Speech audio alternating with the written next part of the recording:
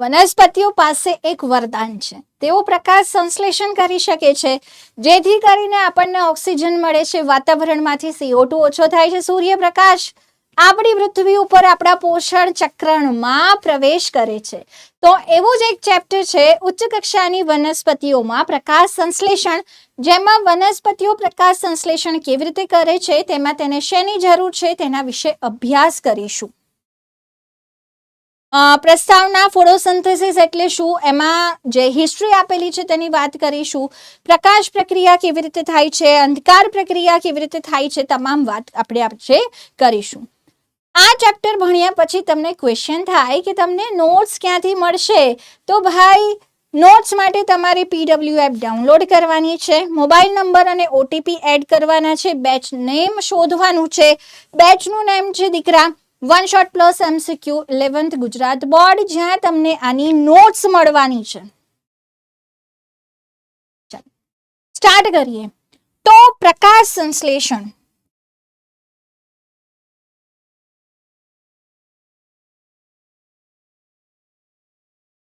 સંશ્લેષણ એટલે તો ખબર છે ને, નિર્માણ.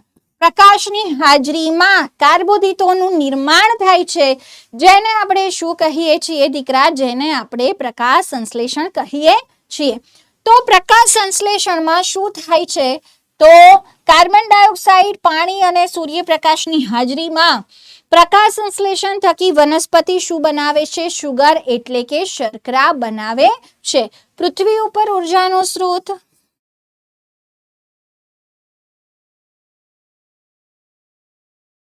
સૂર્ય છે. હવે વનસ્પતિઓ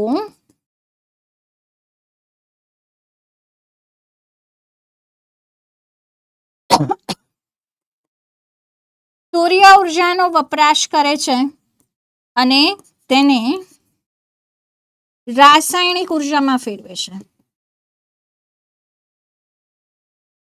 તો પ્રકાશ સંશ્લેષણ દ્વારા આપણને બે વસ્તુ અહીંયા મળવાની છે કે પ્રકાશ સંશ્લેષણ થાય તેનાથી સૂર્ય ઉર્જા પોષણ ચક્રમાં પ્રવેશે છે.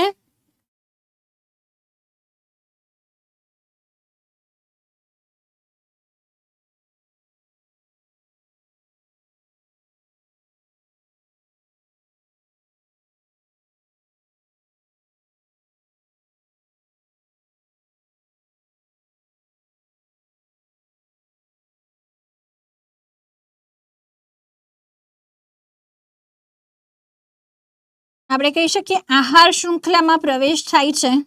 બધા જ સજીવો પોષણ માટે સીધી કે આડકતરી રીતે શેના ઉપર આધાર રાખે છે, વનસ્પતિઓ પર આધાર રાખે છે, જે પોતાનો ખોરાક પ્રકાશ સંશ્લેષણ દ્વારા કરે છે. અને બીજી વસ્તુ છે કે પ્રકાશ સંશ્લેષણ દરમિયાન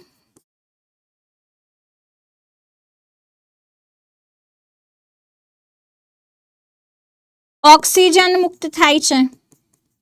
પ્રકાશ સંશ્લેષણ દરમિયાન દીકરા શું થાય છે, ઓક્સિજન પણ મુક્ત થાય છે. હવે આપણે વાત કરીએ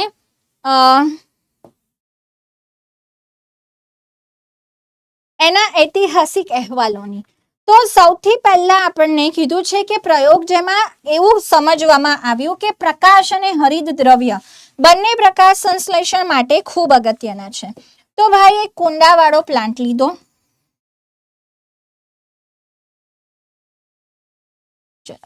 આ પ્લાન્ટમાં પર્ણો છે,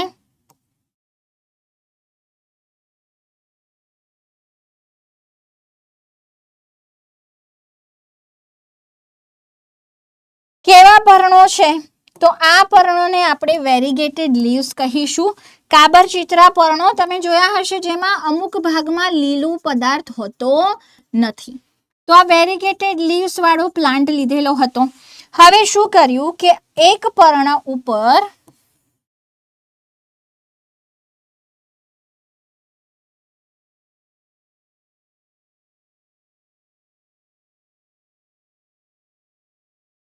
કાળા કલરનો પેપર લગાડી દીધું, એને પર્ણને છુપાડી દીધું. શેનાથી, તો બ્લેક પેપરથી. બીજું પર્ણ એઝ ઇટ ઇઝ રાખ્યું. આ કુંડાવાળા પ્લાન્ટને સૂર્યપ્રકાશમાં રાખવામાં આવ્યો.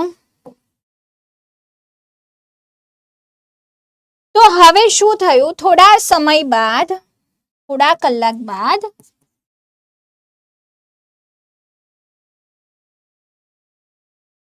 બંને પર્ણો ઉપર સ્ટાર્ચ કસોટી કરવામાં આવી. હવે સ્ટાર્ચ કસોટી કરીએ તો શું થાય છે કે જો સ્ટાર્ચ આપણે શું કર્યું, પર્ણ ઉપર આયોડીન નાખ્યું, આયોડીનનું દ્રાવણ નાખ્યું. જો સ્ટાર્ચ હાજર હોય તો ત્યાં ભૂરો રંગ જોવા મળે, જાંબલી ભૂરો રંગ જોવા મળે. તો આ જે પર્ણ છે એની સ્ટાર્ચ કસોટી કરવામાં આવી.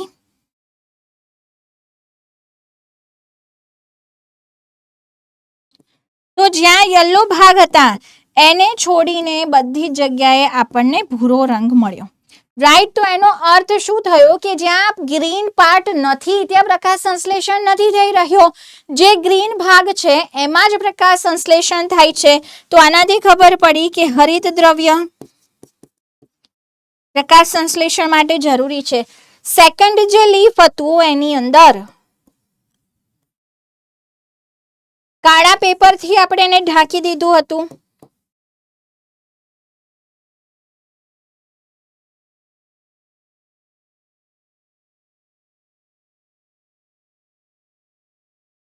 એમાં શું જોવા મળ્યું કે કાળા પેપરથી ઢાંકેલા પર્ણમાં સ્ટાર્ચ કસોટીનું રિઝલ્ટ નેગેટિવ આવ્યું. એટલે કે ત્યાં બ્લુ કલર જોવા મળ્યો નહીં, ભૂરો રંગ જોવા મળ્યો નહીં. તો એનાથી શું ખબર પડી કે ભાઈ પ્રકાશ કમ્પલસરી જોઈએ છે.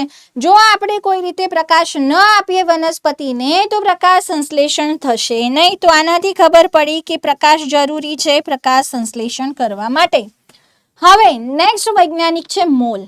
મોલ નામના વૈજ્ઞાનિકે અર્ધપર્ણ પ્રયોગ કર્યો હતો.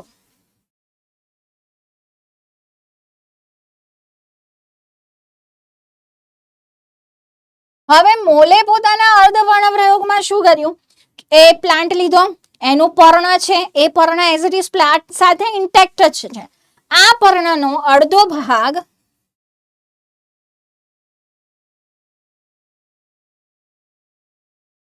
KOH માં ડુબાડેલા રૂ રાખેલી કસનળી અથવા બોટલમાં રાખ્યો. હવે આનાથી શું થયું? તો જુઓ, આ પ્રયોગમાં આ જે આટલો ભાગ છે પર્ણનો તે કસનળીની અંદર છે, બોટલની અંદર છે. હવે શું થશે? તો KOH શું કરે છે? તો KOH કાર્બન ડાયોક્સાઇડનું શોષણ કરી લે છે. KOH શું કરે છે? તો CO2 નું શોષણ કરી લે છે. આથી બોટલવાળા ભાગમાં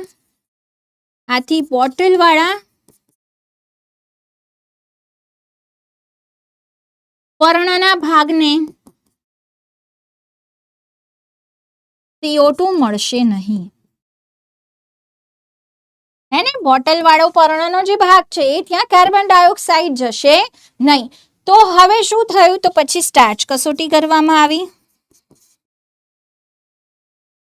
તો જુઓ, આ પર્ણ છે, આટલા ભાગમાં CO2 ગેરહાજર છે, આ બાજુના ભાગમાં CO2 હાજર છે. તો પર્ણમાં જ્યાં CO2 હાજર છે ત્યાં આપણને બ્લુ રંગ મળ્યો. તો જે ભાગમાં CO2 હાજર હતો ત્યાં જ સ્ટાર્ચ કસોટી પોઝિટિવ આવી. તો CO2 પ્રકાશ સંશ્લેષણ માટે જરૂરી છે તો જ શર્કરા બને, સ્ટાર્ચ બને. તો અર્ધપર્ણ પ્રયોગ દ્વારા આપણને શું જાણવા મળ્યું કે પ્રકાશ સંશ્લેષણ માટે, અર્ધપર્ણ પ્રયોગ દ્વારા શું જાણવા મળ્યું? પ્રકાશ સંશ્લેષણ માટે કાર્બન ડાયોક્સાઇડ આવશ્યક છે. હવે આવીએ નેક્સ્ટ પ્રયોગ જે કર્યો તો જોસેફ પ્રિસ્ટલીએ. જોસેફ પ્રિસ્ટલીએ 1733 થી 1804 બર્થ અને ડેથ યર છે તેમનું. 1770 માં બેલ ઝાડ ઉપર શ્રેણીબદ્ધ પ્રયોગો કર્યા અને તેમણે 1774 ઓક્સિજનની શોધ કરી. જોસેફ પ્રિસ્ટલીએ દીકરા શું કર્યું તો 1770 બેલજાર ઉપર પ્રયોગોની શ્રેણી કરી અને 1774 તેમણે શું કર્યું? ઓક્સિજનની શોધ કરી. તો આ છે દીકરા બેલજાર. કાચની એક જાર આવે છે ને કહેવાય છે બેલજાર. આ બેલજારમાં તેમણે ઉંદર રાખ્યો અને મીણબત્તી રાખી. હવે શું થાય? ઉંદર શ્વસન કરે છે, એનાથી CO2 મુક્ત કરે, મીણબત્તી સળગે છે. આ બંને દ્વારા શું થાય છે તો હવા અશુદ્ધ થાય છે. આ બંને દ્વારા હવામાં CO2 ની માત્રા વધે છે, હવા અશુદ્ધ થાય છે, જેને તેણે ફ્લોજિસ્ટોન કહ્યું. તો અશુદ્ધ હવાના કારણે કોણે અશુદ્ધ હવા કરી દીકરા? સળગતી મીણબત્તી અને ઉંદરનું શ્વસન. આ બંને દ્વારા હવા અશુદ્ધ થઈ. આ અશુદ્ધ હવાના કારણે ઉંદરનું મૃત્યુ થયું અને મીણબત્તી ઓલવાઈ ગઈ.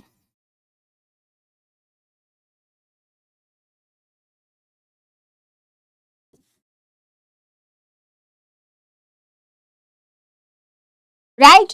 હવે તેમણે શું કર્યું? તો હવે તેમણે નેક્સ્ટ વસ્તુ કરી કે આ સેમ પ્રયોગમાં ઉંદર અને મીણબત્તી સાથે ફુદીનાનો છોડ રાખ્યો. તો એનાથી શું થયું? ઉંદર જીવંત રહ્યો અને મીણબત્તી લાંબા સમય સુધી સળગતી રહી. તરત જ મૃત્યુ થયું નહીં. તો આના ઉપરથી તેમણે શું કહ્યું કે ઉંદરના શ્વસન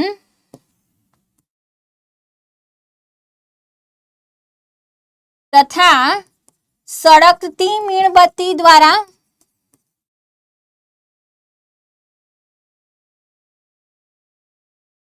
અશુદ્ધ થયેલી હવાને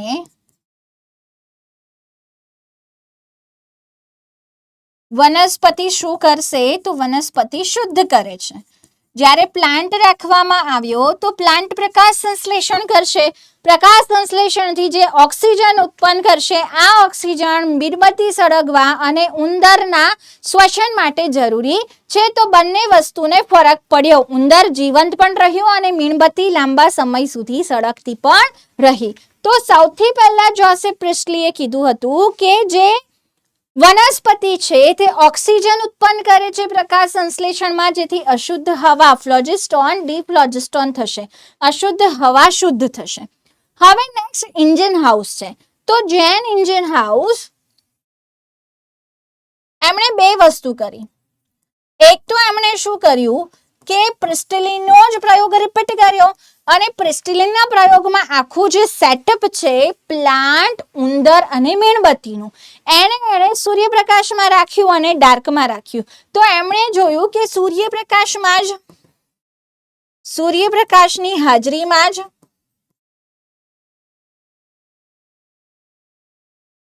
હવા શુદ્ધ થાય છે અને સૂર્યપ્રકાશની ગેરહાજરીમાં હવા શુદ્ધ થશે નહીં.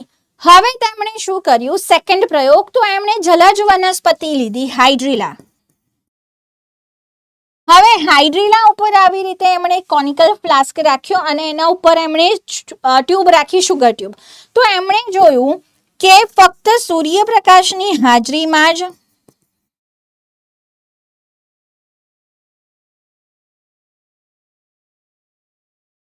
ઓક્સિજનના પરપોટા જોવા મળે છે. ઓક્સિજનના પરપોટા દીકરા ક્યાં જોવા મળે છે? તો માત્ર સૂર્યપ્રકાશની હાજરીમાં જ ઓક્સિજનના પરપોટા જોવા મળે છે. જો આ સેટઅપને આપણે અંધારામાં રાખીશું તો ઓક્સિજનના પરપોટા ઉત્પન્ન થશે નહીં. મતલબ સૂર્યપ્રકાશની ગેરહાજરીમાં પ્રકાશ સંશ્લેષણ થશે નહીં.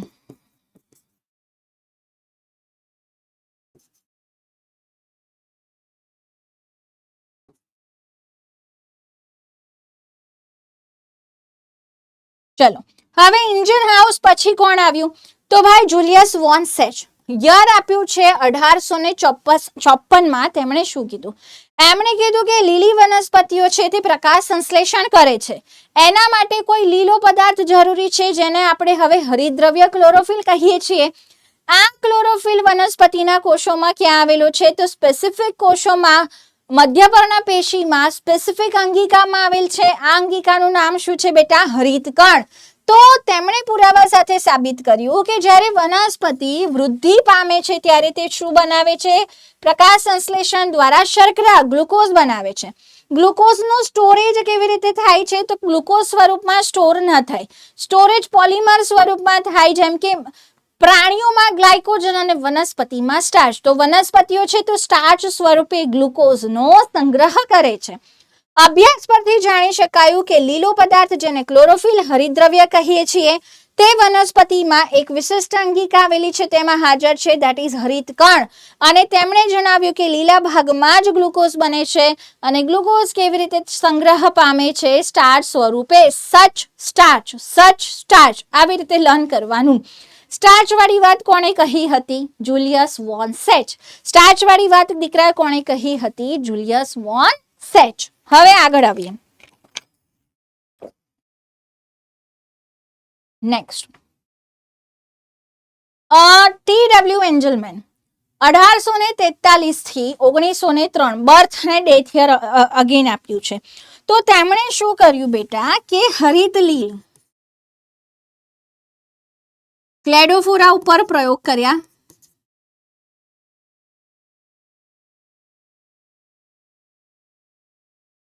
એમણે લીલ સાથે જારક બેક્ટેરિયા વાપર્યા. લીલ સાથે દીકરા શું કર્યું? તો જારક બેક્ટેરિયાનો વપરાશ કર્યો. પ્રિઝમની મદદથી દ્રશ્ય પ્રકાશ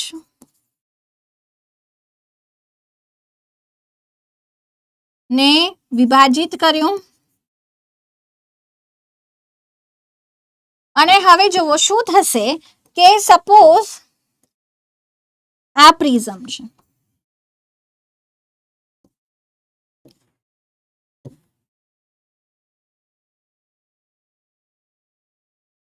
અહીંયા લાઈટ આપીએ છીએ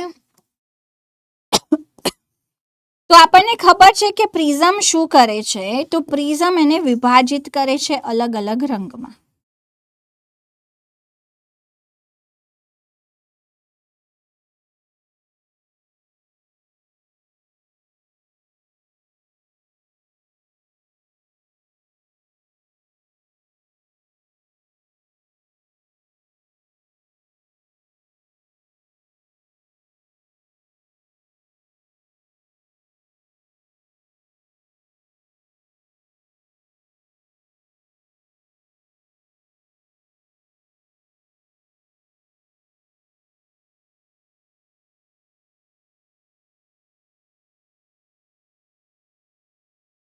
ચાલો હવે શું થશે?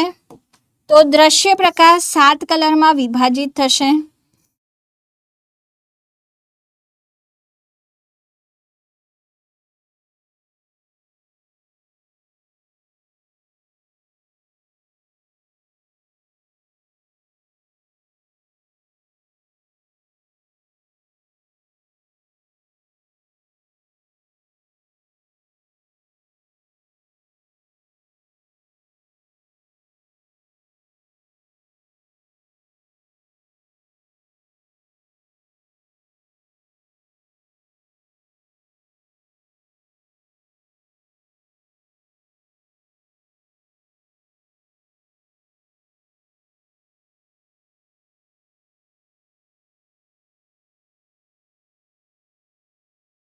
ડન છે? એક જાની વાલી પિનારા. હવે એમણે શું કર્યું કે અહીંયા ક્લેડોફોરા લીલ રાખી હતી.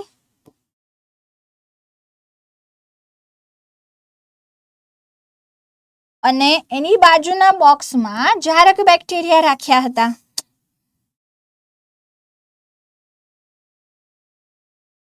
તો જુઓ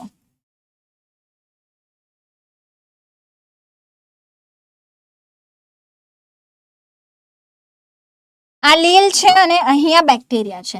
તો આ જે લીલ છે તે પ્રકાશ સંશ્લેષણ કરીને ઓક્સિજન ઉત્પન્ન કરશે. તો જ્યાં ઓક્સિજન વધારે હોય ત્યાં વધારે બેક્ટેરિયા મળ્યા, જ્યાં ઓક્સિજન ઓછો હોય ત્યાં ઓછા બેક્ટેરિયા મળ્યા. તો એમણે શું જોયું? એમણે જોયું કે ભૂરા તથા લાલ રંગમાં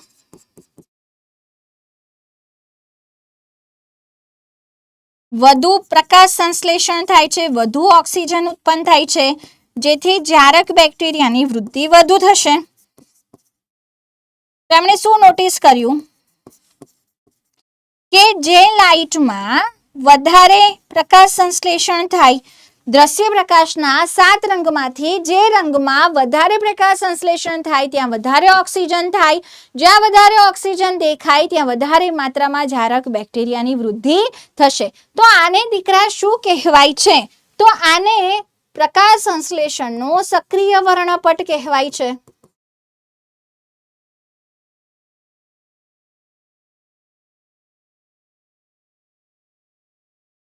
આને જ પ્રકાશ સંશ્લેષણનો શું કહેવાય છે? સક્રિય વર્ણપટ. કે જાનીવાલી પીનારા PAR આપણે આને કહીએ છીએ, ફોટોસિન્થેટિકલી એક્ટિવ રેડિયેશન. એમાંથી કઈ તરંગ લંબાઈમાં કયા રંગમાં વધારે પ્રકાશ સંશ્લેષણ થાય? તો વધારે પ્રકાશ સંશ્લેષણ લીલા રંગમાં નહીં પરંતુ લાલ અને ભૂરા રંગમાં થાય છે. લીલા રંગની તરંગ લંબાઈ વાળા પ્રકાશમાં સૌથી ઓછું પ્રકાશ સંશ્લેષણ થાય છે. તો તમે કહો કે મેમ વનસ્પતિ તો લીલી છે, તો આપણને લીલી દેખાય છે ને એબ્ઝોર્પ્શનના કારણે, રાઈટ? પણ એ લીલી પ્રકાશને એબ્ઝોર્બ કરીને લીલો કલર હોય છે એવું જરૂરી નથી. હવે આગળ વધીએ. પ્રકાશ સંશ્લેષણની પ્રક્રિયાનું સમજૂતી સમીકરણ, એક એમ્પિરિકલ ફોર્મ્યુલા આપવામાં આવ્યું. તો CO2 વત્તા H2O in the presence of sunlight, સૂર્યપ્રકાશ, CH2O વત્તા ઓક્સિજન. આવી રીતે ડન. ઓક્સિજન શું થાય છે? હવામાં મુક્ત થાય છે. પરંતુ હવે અહીંયા એક ક્વેશ્ચન હતો. એ ક્વેશ્ચન કયો હતો કે ઓક્સિજન એ CO2 માં પણ છે અને પાણીમાં પણ છે. તો અહીંયા જે ઓક્સિજન મુક્ત થાય છે તે CO2 માંથી મુક્ત થશે કે પાણીમાંથી?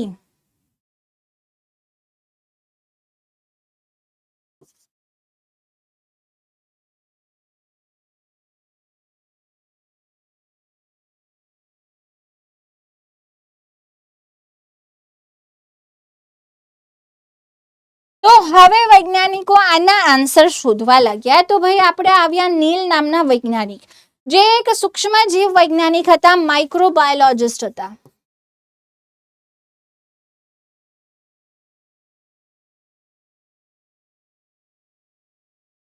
એમણે શું કર્યું દીકરા? તો તેમણે જાંબલી તેમજ લીલા રંગના બેક્ટેરિયા પર અભ્યાસ કર્યો. જાંબલી સલ્ફર બેક્ટેરિયા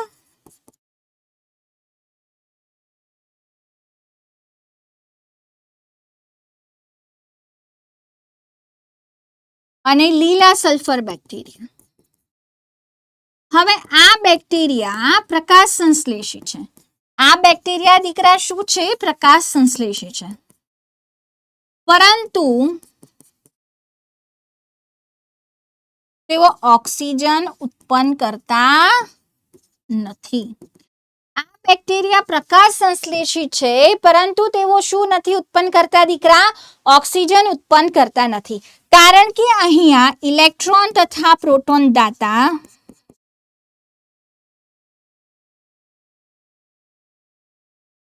હાઇડ્રોજન સલ્ફાઇડ હોય છે, જ્યારે લીલી વનસ્પતિમાં ઇલેક્ટ્રોન તથા પ્રોટોન દાતા પાણી હોય છે. તો લીલી વનસ્પતિમાં ઇલેક્ટ્રોન પ્રોટોન દાતા પાણી હોય છે, તો પાણીનું વિભાજન થઈને ઓક્સિજન ઉત્પન્ન થાય છે. જ્યારે લીલી વનસ્પતિમાં પાણીની જગ્યાએ હાઇડ્રોજન સલ્ફાઇડ છે, તો અહીંયા જો સલ્ફાઇડ હોય તો સલ્ફર ઉત્પન્ન થશે પરંતુ ઓક્સિજન ઉત્પન્ન થતો નથી. તો એનો ફોર્મ્યુલા છે 2H2A plus CO2 in the presence of sunlight, 2A plus CH2O plus H2O. હવે આ એમણે થોડી પૃષ્ઠભૂમિકા આપી. પછી રૂબેન અને કામેને ભારે પાણી વાપર્યું, ઓક્સિજન 16 ની જગ્યાએ ઓક્સિજન 18 વાપર્યું અને તેના પરથી સાબિત કર્યું કે જે ઓક્સિજન ઉત્પન્ન થાય છે તે શેના દ્વારા થાય છે? ઓક્સિજન ઉત્પન્ન થાય છે તે પાણી દ્વારા થાય છે. તો પછી પ્રકાશ સંશ્લેષણનું ફાઇનલ સમીકરણ આવ્યું, જે કંઈક આવું છે, 6CO2 plus 12 water in the presence of Prakash, C6H12O6 plus 6 water plus 6O2. તો આ પાણી આપણે બેલેન્સ કેમ નથી કરતા? કારણ કે 6 ઓક્સિજન માટે 12 H2O જોઈએ. ડન છે. તો 6CO2 plus 12 H2O gives 6H12O6 plus 6 water plus 6 O2. આ O2 હવામાં મુક્ત થાય છે અને 6 O2 મોલિક્યુલ્સ વોટરમાંથી આવતા હોવાના કારણે આપણે 12 અને 6 ને બેલેન્સ કરીને પેલી બાજુ 6 પ્રક્રિયાર્થીમાં નહીં લખીએ. હવે પ્રકાશ સંશ્લેષણનું સ્થાન કયું છે? તો ભાઈ પ્રકાશ સંશ્લેષણ લીલી વનસ્પતિના લીલા ભાગમાં થાય છે.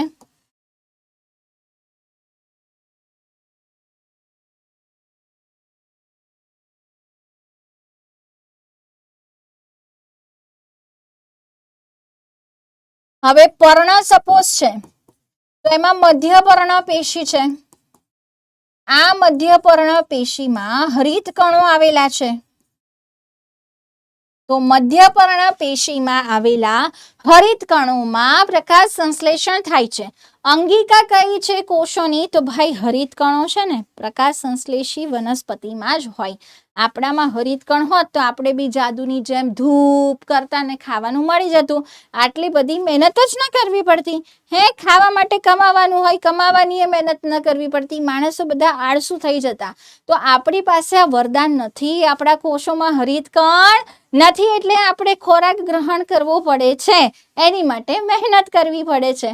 હવે હરિત કણની રચના કેવી છે? તો બેવડું પટલ ધરાવતી અંગિકા છે.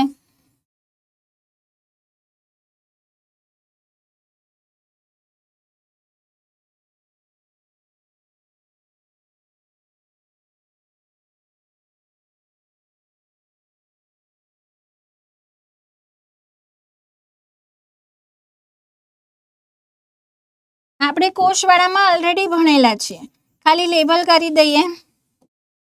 ચાલો,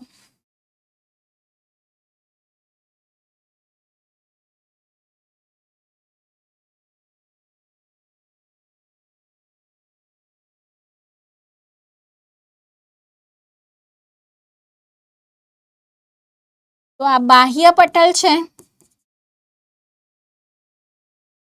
અંતઃ પટલ છે, થાઇલેકોઇડ છે. થાઇલેકોઇડ એક કોથળી જેવી, ચપટી કોથળી જેવી રચના.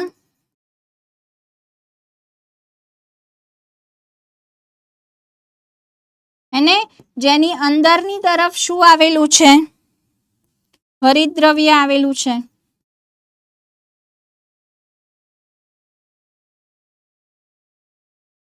ચલો, ત્યારબાદ એ આવી રીતે થપ્પીમાં ગોઠવાય.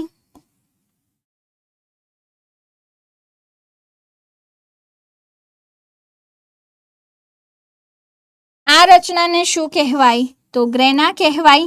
એક હોય તો ગ્રેનમ, બહુ બધા હોય તો ગ્રેના. એના સિવાય આની અંદર ઘણા બધા 70S રિબોઝોમ્સ આવેલા હશે.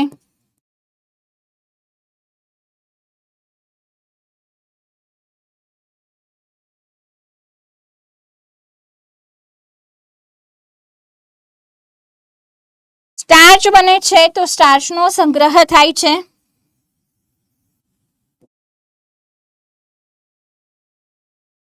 સ્ટાર્ચ કણો અથવા મંડ કણો આને કહીશું.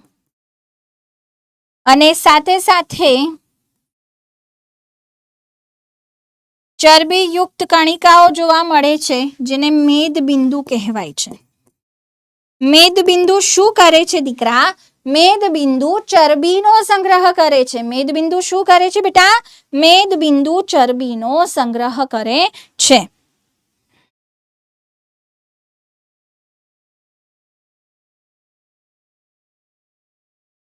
ચલો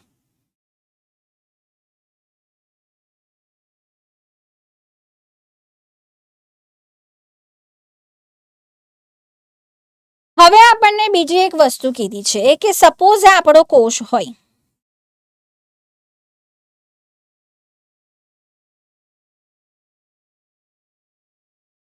તો બે કન્ડિશન છે.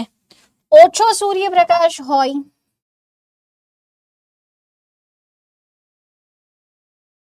અને વધુ સૂર્યપ્રકાશ.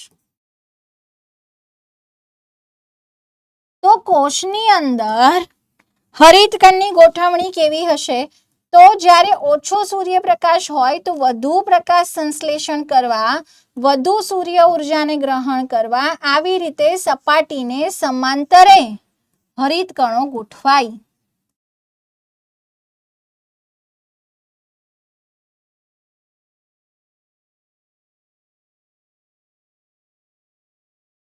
ઓછો સૂર્યપ્રકાશ હોય તો જેટલો સૂર્યપ્રકાશ આવે છે બધો જ સૂર્યપ્રકાશ ગ્રહણ કરવા માટે દીકરા હરિતકણો સપાટીને સમાંતરે ગોઠવાય.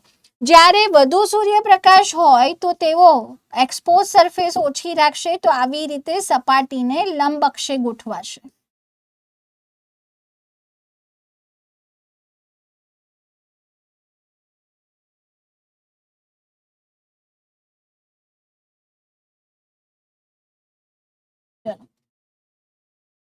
આ જે ભાગ છે વચ્ચેનો ભાગ જ્યાં ગ્રેના છે, થાઇલેકોઇડ છે, રાઈટ, આને આંતરગ્રેનમ પટલ કહેવાય. બે ગ્રેનાને જોડતો ભાગ દેટ ઇઝ અવર આંતરગ્રેનમ પટલ. આ જે ભાગ છે તે આધારક છે. આ જે ભાગ છે તે શું છે? તો બંને પટલની અંદરનો જે ભાગ છે તેને શું કહેવાય છે? સ્ટ્રોમા, આધારક.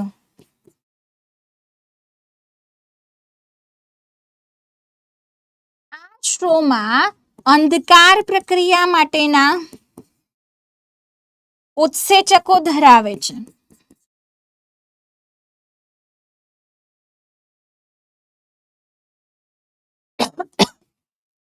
આ આધારક શું ધરાવે છે?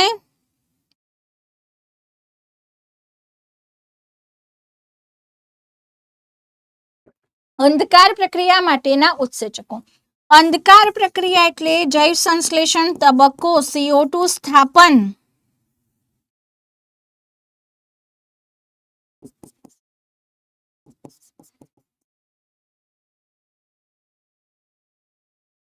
રાઈટ. અને થાઇલેકોઇડમાં હરિત દ્રવ્ય છે તો થાઇલેકોઇડમાં પ્રકાશ પ્રક્રિયા થશે. થાઇલેકોઇડમાં શું થશે? સૂર્યપ્રકાશ ગ્રહણ થશે, જેને આપણે પ્રકાશ પ્રક્રિયા કહીએ છીએ. હવે પ્રકાશ સંશ્લેષણમાં સંકળાયેલા રંજક દ્રવ્યો. તો ભાઈ પ્રકાશ સંશ્લેષણમાં જો આપણે પર્ણની પેપર ક્રોમેટોગ્રાફી કરીએ તો આપણને 4 પ્રકારના રંજક દ્રવ્યો મળે. પહેલું છે હરિત દ્રવ્ય ક્લોરોફિલ એ,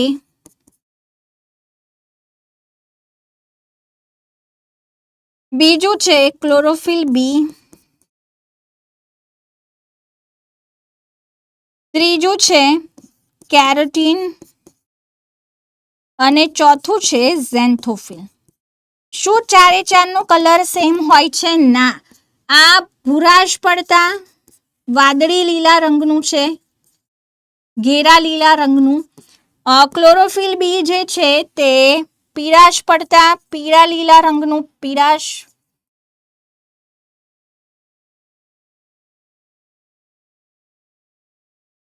લીલો રંગ. કેરોટીનોઇડ છે એ નારંગી લાલ રંગનું હોય છે અને ઝેન્થોફિલ મોટા ભાગે પીળા રંગનું હોય છે. તો સૌથી ઘેરું વાદળી લીલા રંગનું ક્લોરોફિલ એ છે, પછી યલોઇશ ગ્રીન રંગનું ક્લોરોફિલ બે છે, પછી દીકરા લાલ ઓરેન્જ જેવા રંગનું કેરેટીન છે અને ઝેન્થોફિલ પીળાશ પડતા રંગનું જોવા મળે છે.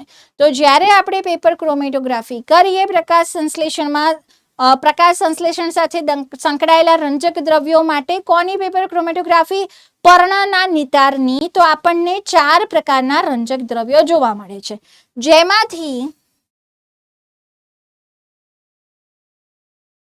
ક્લોરોફિલ એ મુખ્ય રંજક દ્રવ્ય છે. કેરેટીન અને ઝેન્થોફિલ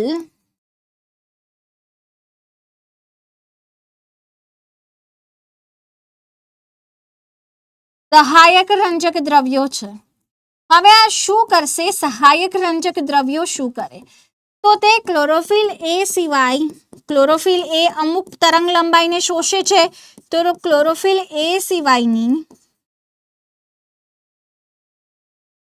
અન્ય તરંગ લંબાઈનું શોષણ કરે છે. તો મહત્તમ શોષણ વર્ણપટ જે છે તે અલગ અલગ પિગમેન્ટ્સ દ્વારા વપરાઈ શકે છે. સાથે સાથે આ બંને જે છે તેઓ શિલ્ડ પિગમેન્ટ્સ છે.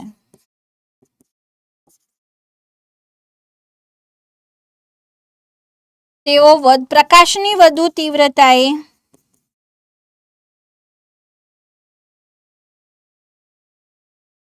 ક્લોરોફિલ એનું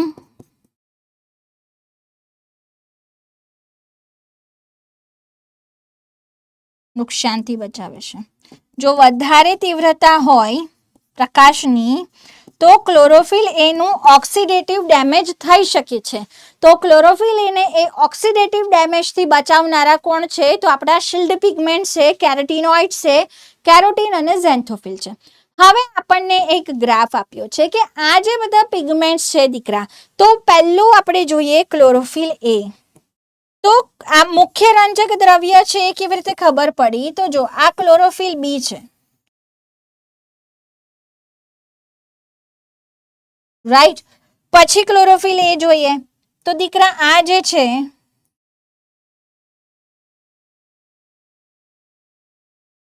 એ ક્લોરોફિલ એ છે, રાઈટ. અને બાકી જે યલો કલરથી દેખાય છે એ શેનો ગ્રાફ છે? કેરોટીનોઇડ. આ શું છે બેટા? તો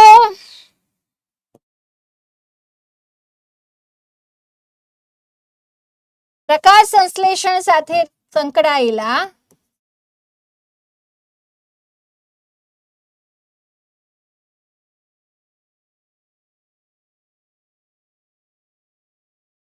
રંજક દ્રવ્યોનો શોષણ વર્ણપટ છે. પ્રકાશ સંશ્લેષણ સાથે સંકળાયેલા રંજક દ્રવ્યોનો શું છે? શોષણ વર્ણપટ. તો સ્પેક્ટ્રોફોટોમીટર ઇન્સ્ટ્રુમેન્ટ આવે જેમાં 400 થી 700 નેનોમીટર તરંગ લંબાઈ આપી અને ચેક કર્યું કે કયું પિગમેન્ટ કઈ તરંગ લંબાઈનું વધારે શોષણ કરે છે. તો 400 નેનોમીટર થી 700 નેનોમીટર પડી ખબર? તો 700 નેનોમીટર સાઈડ રેડ કલર હોય, 400 નેનોમીટર સાઈડ બ્લુ કલર હોય, તો મોટા ભાગના અણુઓ બ્લુ અને રેડ કલરમાં વધારે શોષણ કરે છે. વધારે પ્રકાશનું શોષણ કરી શકે તો વધારે પ્રકાશ સંશ્લેષણ કરી શકે, રાઈટ. તો આ થઈ ગયો શોષણ વર્ણપટ. હવે વૈજ્ઞાનિકોએ શોષણ વર્ણપટ અને સક્રિય વર્ણપટને ભેગા કર્યા તો તેમણે શું જોયું કે આ કોના જેવો શોષણ વર્ણપટ અને સક્રિય વર્ણપટ એક્શન સ્પેક્ટ્રમ કોના ઉપર ઓવરલેપ કરે છે? તો આ એક્શન સ્પેક્ટ્રમ છે.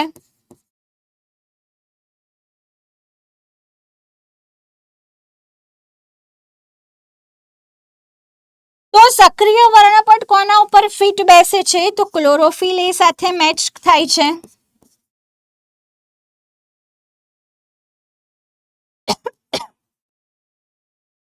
બંને ગ્રાફને જ્યારે મર્જ કરવામાં આવ્યા તો શું જોવાયું કે શોષણ વર્ણપટની પેટર્ન કોના જેવી છે? ક્લોરોફિલ એ જેવી છે. તો આપણને ખબર પડી કે ક્લોરોફિલ એ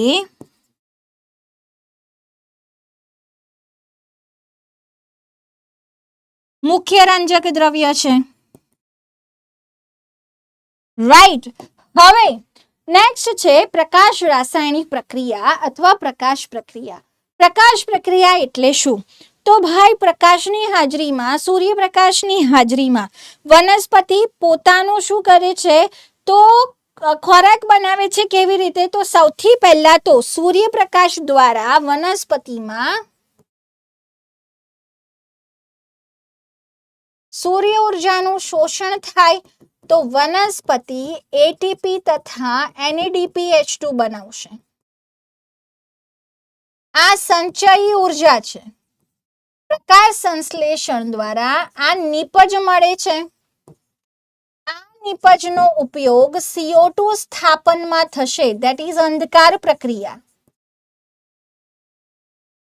તો પ્રકાશ સંશ્લેષણની પ્રકાશ પ્રક્રિયામાં સૂર્ય ઉર્જા ગ્રહણ થાય છે પ્રકાશગ્રાહી સંકુલ દ્વારા. તો આપણને કીધું છે કે પ્રકાશ રાસાયણિક લાઇટ હાર્વેસ્ટિંગ કોમ્પ્લેક્સ હોય છે LHC. આ LHC માં બે પ્રકારના ફોટોસિસ્ટમ છે. ફોટોસિસ્ટમ 1, ફોટોસિસ્ટમ 2.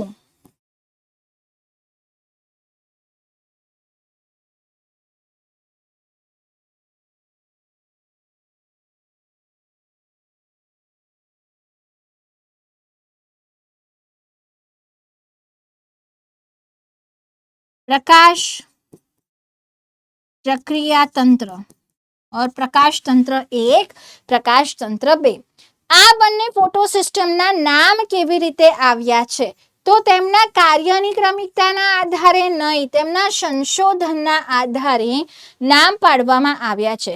તો આપણે જોઈશું અચક્રીય ફોટોફોસ્ફોરીકરણમાં પહેલા PS2 છે, પછી PS1 છે. પડી ખબર? તો આ નામ કેવી રીતે આવ્યા છે દીકરા? નામ સંશોધનના ક્રમના આધારે આવ્યા છે. હવે દરેક ફોટો સિસ્ટમમાં સપોઝ PS1 છે તો એની અંદર પ્રક્રિયા કેન્દ્ર, ક્લોરોફિલ A હશે.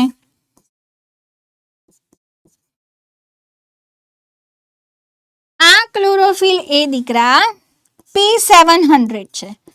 700 નેનોમીટર તરંગ લંબાઈનું શોષણ કરે. સાથે સાથે પ્લસ હજારોની સંખ્યામાં સહાયક રંજક દ્રવ્યો ધરાવે. એક જ પ્રક્રિયા કેન્દ્ર આ એકાકી હોય, પ્રક્રિયા કેન્દ્ર એક જ હોય, પણ હજારોની સંખ્યામાં સહાયક રંજક દ્રવ્યો ધરાવે છે અને પ્રોટીન પણ ધરાવે છે. પ્રકાશગ્રાહી સંકુલમાં ફોટો સિસ્ટમની સાથે સાથે પ્રોટીન પણ આવેલા હોય છે. ફોટો સિસ્ટમ 2 માં પણ પ્રક્રિયા કેન્દ્ર છે. આનું પ્રક્રિયા કેન્દ્ર પણ ક્લોરોફિલ A છે જે P680 છે. તો કેટલા નેનોમીટર? 680 નેનોમીટર તરંગ લંબાઈનું મહત્તમ શોષણ કરી શકે છે. એક ડાયાગ્રામ આપ્યો છે LHC નો, જેમાં શું કીધું છે જોવો કે ફોટોન ગ્રહણ થાય છે વિવિધ અણુઓ દ્વારા, જેને પ્રક્રિયા કેન્દ્ર તરફ મોકલે છે. તો બીજા બધા અણુઓ પણ ફોટોન એનર્જી ગ્રહણ કરે છે, પણ આ એનર્જીને છેલ્લે કોની પાસે મોકલે? પ્રક્રિયા કેન્દ્ર, જ્યાંથી તે ઇલેક્ટ્રોનના પ્રાથમિક ગ્રાહક તરફ આગળ વધે છે. તો પ્રકાશ પ્રક્રિયામાં શું થાય છે? લાઇટ એનર્જી કેપ્ચર થાય છે થાઇલેકોઇડમાં રહેલા રંજક દ્રવ્યો દ્વારા અને તેનું રૂપાંતરણ થશે સંચયી ઉર્જામાં, ધેટ ઇઝ એટીપી અને NADPH2. આ એટીપી અને NADPH2 આગળ જતા પ્રકાશ સંશ્લેષણમાં વાપરવામાં આવે છે. હવે અહીંયા આ જે પ્રક્રિયા થાય છે એમાં બે વસ્તુ આપી છે: અચક્રીય ફોટોફોસ્ફોરીકરણ, નોન સાયક્લિક ફોટોફોસ્ફોરાઇલેશન,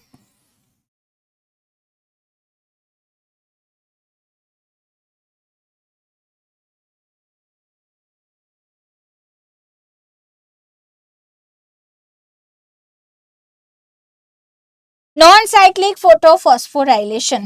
તો અચક્રીય ફોટોફોસ્ફોરીકરણમાં શું થાય છે? તો PS1 તથા PS2 બંને સંકળાય છે. હવે સપોઝ આ થાઇલેકોઇડ મેમ્બ્રેન છે.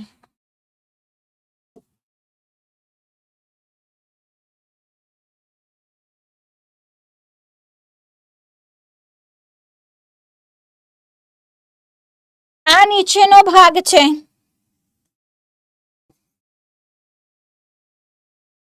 થાઇલેકોઇડ અવકાશ અથવા પોલાણ છે અને ઉપરનો ભાગ છે આ સ્ટ્રોમાનો ભાગ છે, દેટ ઇઝ આધારક.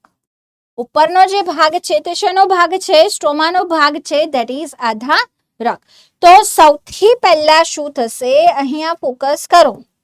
સૌથી પહેલા ફોટોસિસ્ટમ 2 એક્ટિવેટ થશે. PS2 સાથે થાઇલેકોઇડના પોલાણમાં ઓક્સિજન ઇવોલ્વિંગ કોમ્પ્લેક્સ છે.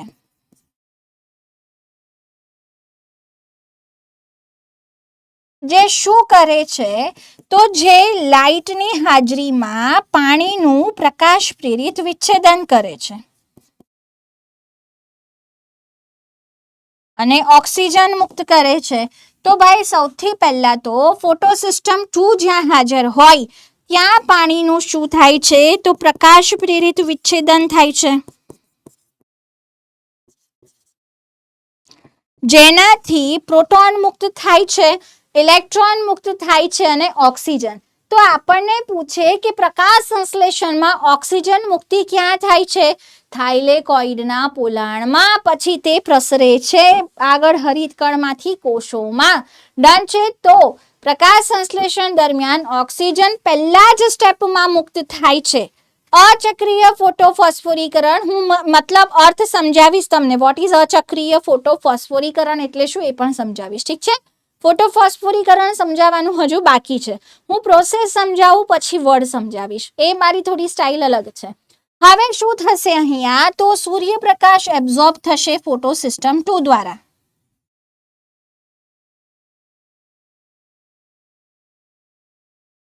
ડન છે.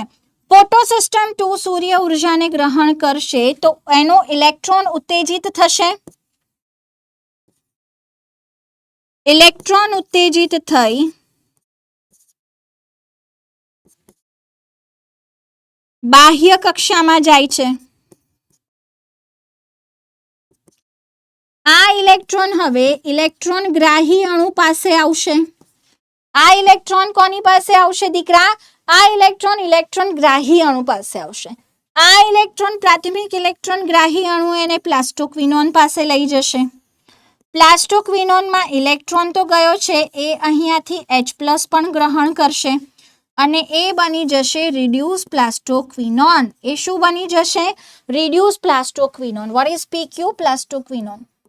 આ અહીંયા કેમ લખાવું છું? કારણ કે આપણને રસાયણશાસ્ત્રથી અધિતર્કમાં આપ્યું છે, તો આગળ ભણીએ, હમણાં ભણીએ, 2 વાર ભણીએ, કોઈ ફરક નહીં પડે. ડન. ઇલેક્ટ્રોન પછી ક્યાં જશે? તો ઇલેક્ટ્રોન બીજા ઇલેક્ટ્રોન ગ્રાહીમાં જશે, તે સાઇટોક્રોમ B6F.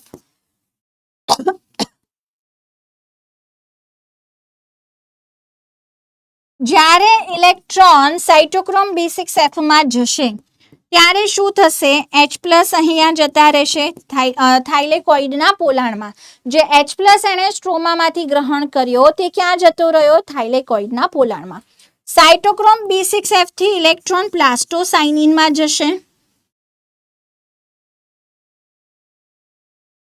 અને પ્લાસ્ટોસાઇનિન આ ઇલેક્ટ્રોનને ક્યાં મોકલે છે? તો ભાઈ પ્લાસ્ટોસાઇનિન ઇલેક્ટ્રોનને મોકલે છે ફોટોસિસ્ટમ 1 માં. આ ફોટોસિસ્ટમ 1 700 નેનોમીટર તરંગ લંબાઈનું શોષણ કરે છે. એમનો ઇલેક્ટ્રોન પણ ઉત્તેજિત થઈને બાહ્ય કક્ષામાં જતો રહેશે. હવે એનો ઇલેક્ટ્રોન બહાર જતો રહેશે તો એની ખામીને કોણ પૂરશે? પ્લાસ્ટોસાઇનિનથી આવતો electron that ultimately come from PS2. PS2 માંથી PS1 માં ઇલેક્ટ્રોન ટ્રાન્સફર થયો. તો જુઓ અહીંયા ઇલેક્ટ્રોન ઉત્તેજિત થઈને બહાર જાય ને એની પૂર્તિ આ ઇલેક્ટ્રોન કરશે જે પાણી દ્વારા બન્યું છે. ફોટોસિસ્ટમ 1 નો ઇલેક્ટ્રોન પણ બહાર જતો રહેશે હે ને, તો એની પૂર્તિ કોણ કરશે? PS2 માંથી આવતો ઇલેક્ટ્રોન. આ ઇલેક્ટ્રોન હવે આયરન સલ્ફર કોમ્પ્લેક્સમાં જશે, ત્યારબાદ ફેરેડોક્સિનમાં જશે. અહીંયા એક FNR કરીને પદાર્થ છે, FD એટલે ફેરેડોક્સિન. FNR એટલે ફેરેડોક્સિન NADP रिडक्टेज। तो NADP रिडक्टेज શું કરશે? NADP નું રિડક્શન કરશે તો NADPH2 સોરી NADP પ્લસ સ્ટ્રોમામાંથી H પ્લસ ઇલેક્ટ્રોન એના દ્વારા બનશે NADPH2। તો અંતિમ ઇલેક્ટ્રોન ગ્રાહી અણુ અહીંયા કોણ છે? અચક્રીય ફોટોફોસ્ફોરીકરણમાં અંતિમ ઇલેક્ટ્રોન ગ્રાહી અણુ છે NADP પ્લસ। NADP પ્લસ નું રિડક્શન થયું। NADP રિડક્ટેજ ઉત્સેચક કોની સાથે સંકળાયેલો છે? PS1 સાથે। પાણીનું પ્રકાશ પ્રેરિત વિચ્છેદન કોની સાથે સંકળાયેલું છે? ફોટો સિસ્ટમ 2 સાથે। તો તમે કહેશો કે મેમ આમાં તો ખાલી NADPH2 બન્યા, ATP તો ક્યાં બને છે? અચક્રીય ફોટોફોસ્ફોરીકરણની નિપજ શું છે? ATP અને NADPH2। તો NADPH2 ભણી ગયા, ATP પણ ભણી લઈશું। શેમાં ભણીશું? રસાયણ આશ્રિત અધિતર્ક। શેમાં ભણીશું દીકરા? રસાયણ આશ્રિત અધિતર્કમાં। તો અહીંયા ઇલેક્ટ્રોન પાણીમાંથી નીકળીને PS2 માં જઈને વિવિધ ઇલેક્ટ્રોન વાહકો દ્વારા PS1 માં જઈને છેલ્લે મળે છે NADP પ્લસ ને। તો ઇલેક્ટ્રોન જ્યાંથી નીકળ્યો ત્યાં પાછો આવતો નથી, એટલે આપણે શું કીધું? અચક્રીય ફોટોફોસ્ફોરીકરણ। શું કહ્યું દીકરા? અચક્રીય ફોટોફોસ્ફોરીકરણ। રેડોક્સ પોટેન્શિયલ સ્કેલ ઉપર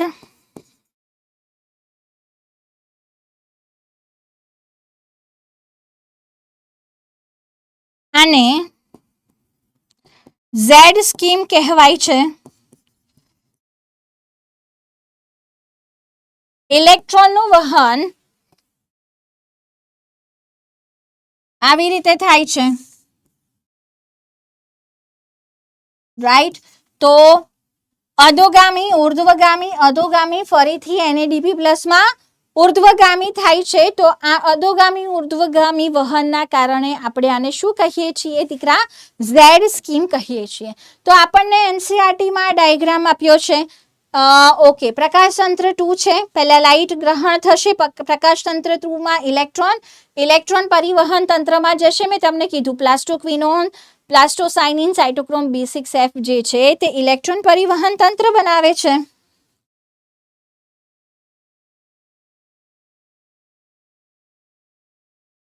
ચલો, અને પ્રકાશતંત્ર 1 મેં તમને ઓલરેડી કીધું એમ। હવે આગળ વધીએ ચક્રીય ફોટોફોસ્ફોરીકરણ। તો ચક્રીય ફોટોફોસ્ફોરીકરણમાં અહીંયા જુઓ, બંને PS1 PS2 સંકળાયેલા છે, જ્યારે ચક્રીય ફોટોફોસ્ફોરીકરણમાં માત્ર PS1 ને તે સાંકળે છે। તો PS1 માંથી નીકળેલ અહીંયા પાણીનું પ્રકાશ પ્રેરિત વિચ્છેદન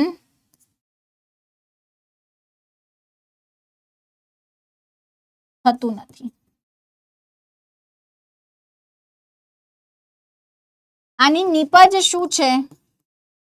તો માત્ર ATP છે, આમાં NADPH બનશે નહીં। તો ચક્રીય ફોટોફોસ્ફોરીકરણ થાય તો એની નિપજ માત્ર અને માત્ર શું છે? ATP છે। ઇલેક્ટ્રોન PS1 માંથી નીકળીને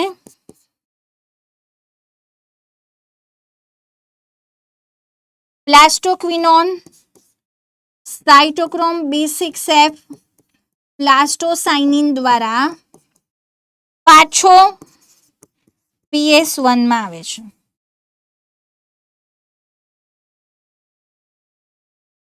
તો ઇલેક્ટ્રોન PS1 માંથી નીકળીને ઇલેક્ટ્રોન વાહકો દ્વારા પાછો ક્યાં આવે છે? PS1 માં આવે છે। એટલે આપણે આને શું કહીએ છીએ દીકરા? ચક્રીય ફોટોફોસ્ફોરીકરણ કહીએ છીએ। આપણને NCERT માં આ ડાયાગ્રામ આપેલો છે ચક્રીય ફોટોફોસ્ફોરીકરણનો। ક્લિયર? આટલું ડન છે? યસ? ચાલો,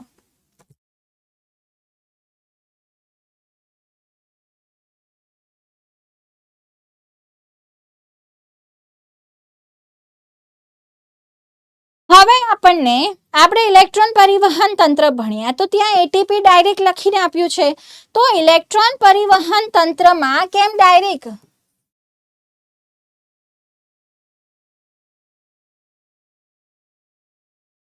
એટીપી આપેલું છે, એનો આન્સર ક્યાંથી મળશે? તો રસાયણ આશ્રિત અધિતર્કથી મળશે. રસાયણ આશ્રિત અધિતર્કને આપણે સમજીએ કે આપણી પાસે આ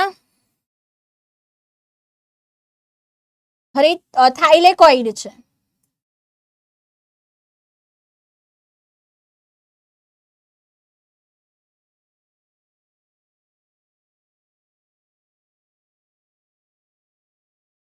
આ થાઇલેકોઇડ પટલ છે.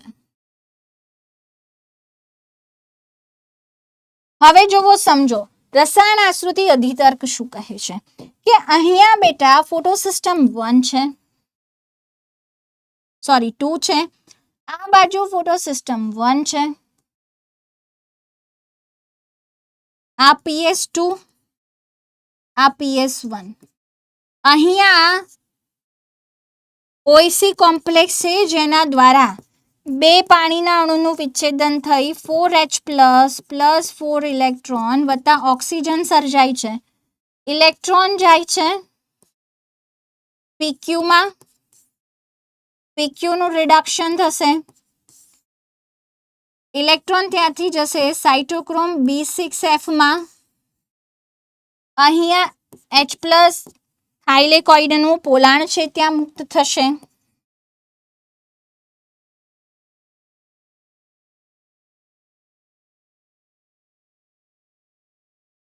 તો એક અહીંયા આ H પ્લસ આવ્યા, આ H પ્લસ આવ્યા, H પ્લસ ની માત્રા વધી. અહીંયા ઇલેક્ટ્રોન હવે PC દ્વારા પ્લાસ્ટોસાયનિન દ્વારા PS1 માં જશે, ત્યાંથી દીકરા ઇલેક્ટ્રોન જશે NADP પ્લસમાં, NADP પ્લસનું રિડક્શન થઈને બનશે NADPH2. તો H પ્લસનો આ કયો ભાગ છે? તો આ સ્ટ્રોમાનો ભાગ છે, અવકાશનો ભાગ છે.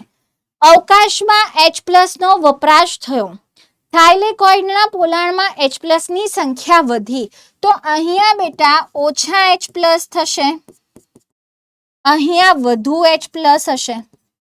તો અહીંયા શું થયું? થાઇલેકોઇડ પટલની આરપાર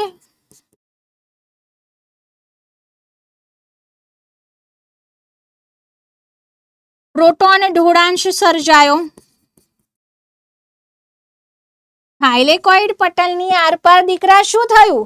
પ્રોટોનનો એક ઢોળાંશ સર્જાયો. થાઇલેકોઇડના અવકાશમાં વધારે પ્રોટોન છે અને અવકાશની બહાર સ્ટ્રોમામાં ઓછા પ્રોટોન છે.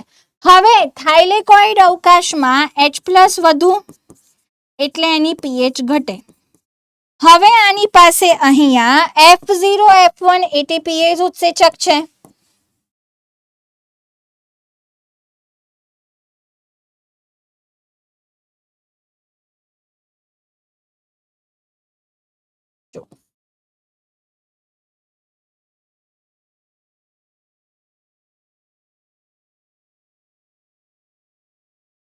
આ CF0 છે, આ CF1 છે, C જે છે તે ક્લોરોપ્લાસ્ટ માટે છે. તો F0 F1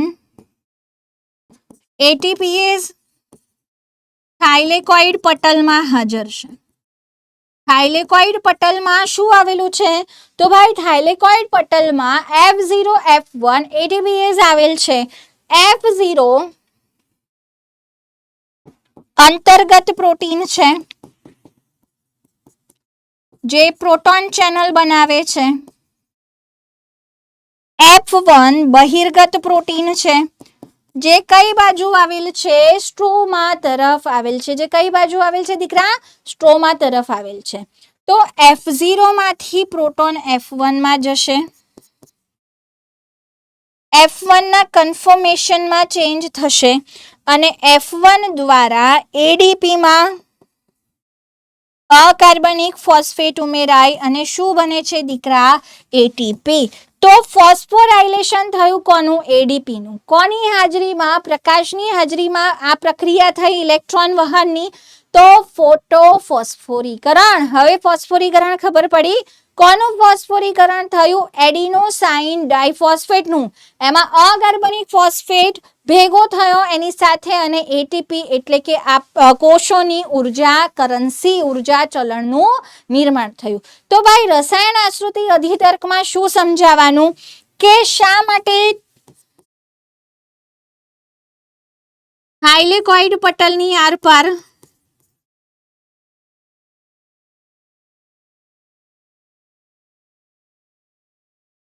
પ્રોટોન ઢોળાંશ સર્જાય છે. તો 3 રીઝન છે જે મેં તમને ઓલરેડી કહી દીધા કે સૌથી પહેલા થાઇલેકોઇડના પોલાણમાં ઓક્સિજન ઇવોલ્વિંગ કોમ્પ્લેક્સ જે PS2 સાથે સંકળાયેલ છે પાણીનું પ્રકાશ પ્રેરિત વિચ્છેદન કરીને H+ ઉત્પન્ન કરે છે.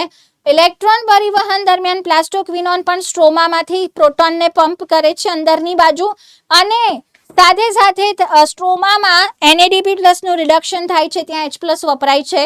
તો સ્ટ્રોમામાં H+ ઓછા અને થાઇલેકોઇડ અવકાશમાં H+ વધારે પ્રોટોન ઢોળાણ સર્જે છે થાઇલેકોઇડ પટલની આરપાર. આ પ્રોટોન ઢોળાણ તૂટે છે, પ્રોટોન પાછા આવે છે બહાર.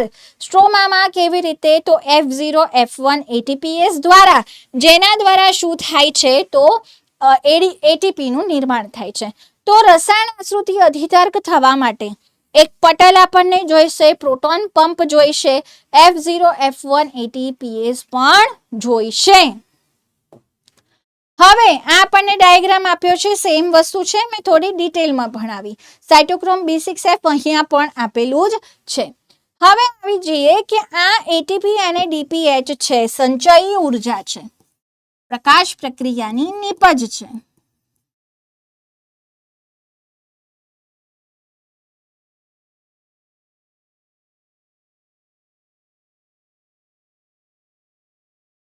સંચયી ઉર્જાનો વપરાશ ક્યાં થશે?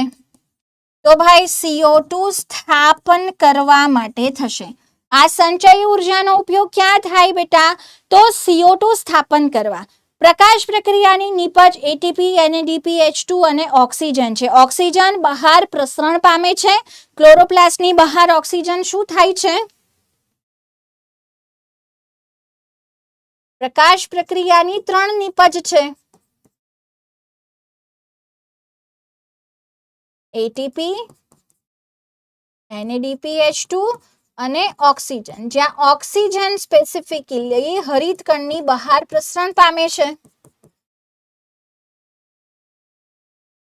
અને ATP અને NADPH2 CO2 સ્થાપન માટે વપરાય છે. આનું સ્થાન કયું? તો ભાઈ સ્ટ્રોમા. ક્યાં આગળ? CO2 સ્થાપન માટેના ઉત્સેચકો આવેલા છે આધારકમાં, સ્ટ્રોમામાં. આ જે પ્રક્રિયા CO2 સ્થાપનની છે આને જૈવ સંશ્લેષણ તબક્કો કહીશું.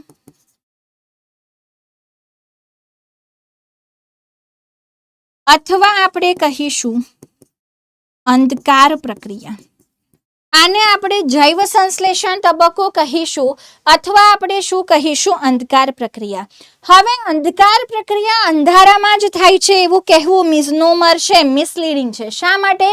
કારણ કે પ્રકાશ બંધ થતા લાઇટ આપણે બંધ કરીએ તો જ્યાં સુધી ATP અને DPH2 અવેલેબલ છે ત્યાં સુધી CO2 સ્થાપન થશે, પછી CO2 સ્થાપન થશે નહીં. હવે આની શોધખોળ માટેની પ્રકાશ પ્રક્રિયા પછી અંધકાર પ્રક્રિયાની શોધખોળો કેવી રીતે થઈ? તો તમને બધાને ખબર છે કે દ્વિતીય વિશ્વયુદ્ધ થયું હતું. તે સમયે આખી દુનિયાએ જે હિરોશીમા નાગાસાકી ઉપર એટમિક બોમ્બ, પરમાણુ બોમ્બ ફેંકવામાં આવ્યા હતા, એની ખતરનાક અસર આખી પૃથ્વીએ જોઈ કે ભાઈ આ પૃથ્વીને તબાહ કરી શકે છે એટમિક બોમ્બ. તે જ વખતે એક વૈજ્ઞાનિક હતા મેલ્વિન કેલ્વિન.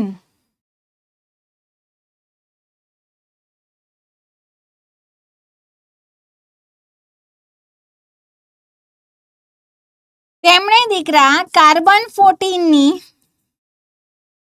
રેડિયો એક્ટિવિટી વાપરી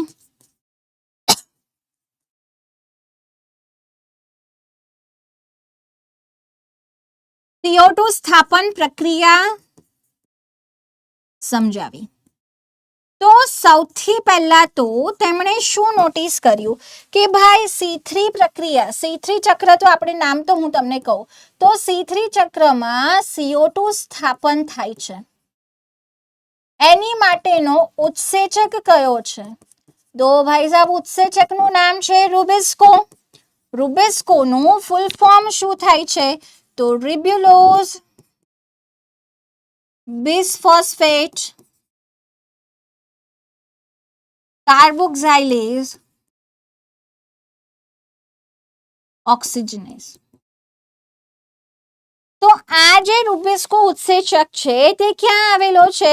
તો ભાઈ સ્ટ્રોમામાં આવેલો છે, હૃદકણના આધારકમાં આવેલો છે. પૃથ્વી પર જોવા મળતો મોસ્ટ અબન્ડન્ટ શું છે? તે ઉત્સેચક છે.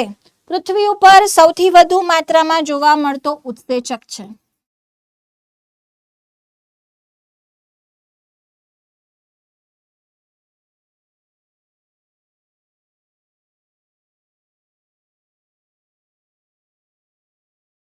હવે આ પ્રયોગો મેલ્વિન કેલ્વિને શેના ઉપર કર્યા હતા? તો લીલ ઉપર પ્રયોગો કર્યા. મેલ્વિન કેલ્વિને આ જે પ્રયોગો પ્રકાશ સંશ્લેષણ સમજાવવા માટે કર્યા હતા તે શેના ઉપર કર્યા હતા બેટા? તો લીલ ઉપર કર્યા હતા. હવે તેમણે આપણને કહ્યું કે CO2 સ્થાપનની પ્રથમ સ્થાયી નિપજ શું છે?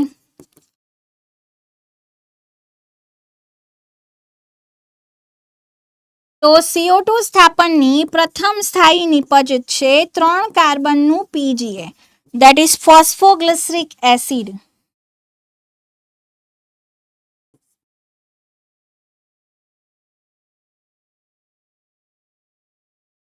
આ 3 કાર્બનનું એસિડ છે એટલે આપણે આને C3 ચક્ર કહીએ છીએ. આ 3 કાર્બનનું છે એસિડ એટલે આપણે એને શું કહીએ છીએ દીકરા? આપણે એને કહીએ છીએ C3 ચક્ર. હવે નેક્સ્ટ ક્વેશ્ચન થયો. હવે વૈજ્ઞાનિકોને ક્વેશ્ચન થયો કે જો નિપજ પ્રથમ સ્થાયી નિપજ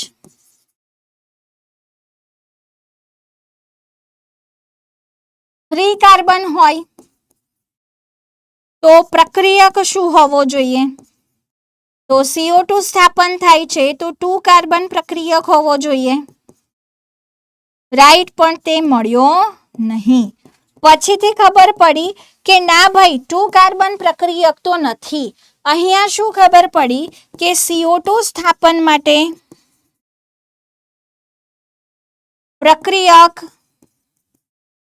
2 કાર્બન નહીં પરંતુ 5 કાર્બન RuBP છે. What is RuBP? Ribulose biphosphate. તો વૈજ્ઞાનિકોને એવું લાગતું હતું કે પ્રથમ સ્થાયી નિપજ 3 કાર્બન કમ્પાઉન્ડ છે, પણ એની જગ્યાએ એમને શું ખબર પડી કે પ્રથમ નિપજ 3 કાર્બન છે તો પ્રક્રિયક 2 કાર્બન હોવો જોઈએ. પણ શું સાબિત થયું? ઊંધું, કે ભાઈ 2 કાર્બન નહીં પરંતુ પ્રથમ પ્રક્રિયક કોણ છે જેમાં CO2 એડ થાય છે? 3 કાર્બન કમ્પાઉન્ડ છે, that is RuBP. હું તમને અહીંયા ચક્ર બતાવું છું ડ્રો કરીને. આ C3 ચક્ર હું તમને સમજાવવા માટે કરાવું છું. આ 6 CO2 સ્થાપન માટે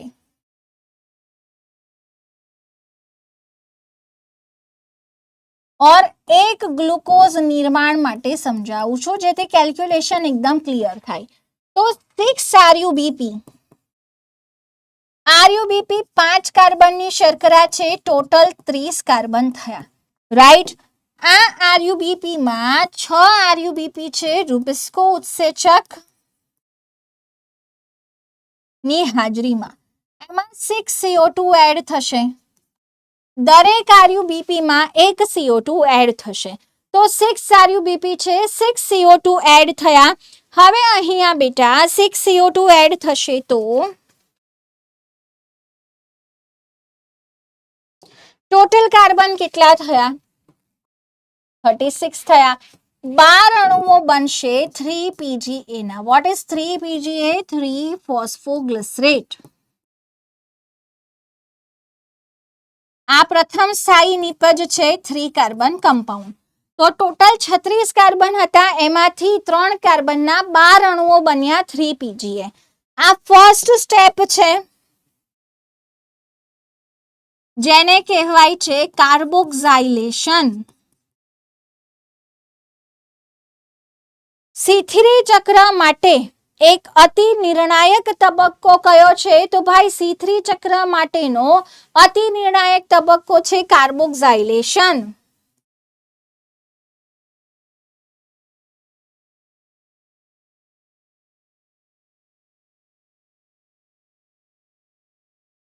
હવે શું થશે? તો 3-ફોસ્ફોગ્લિસરિક એસિડ છે એમાંથી ગ્લિસરાલ્ડીહાઇડ બનશે. 3-ફોસ્ફોગ્લિસરિક એસિડમાંથી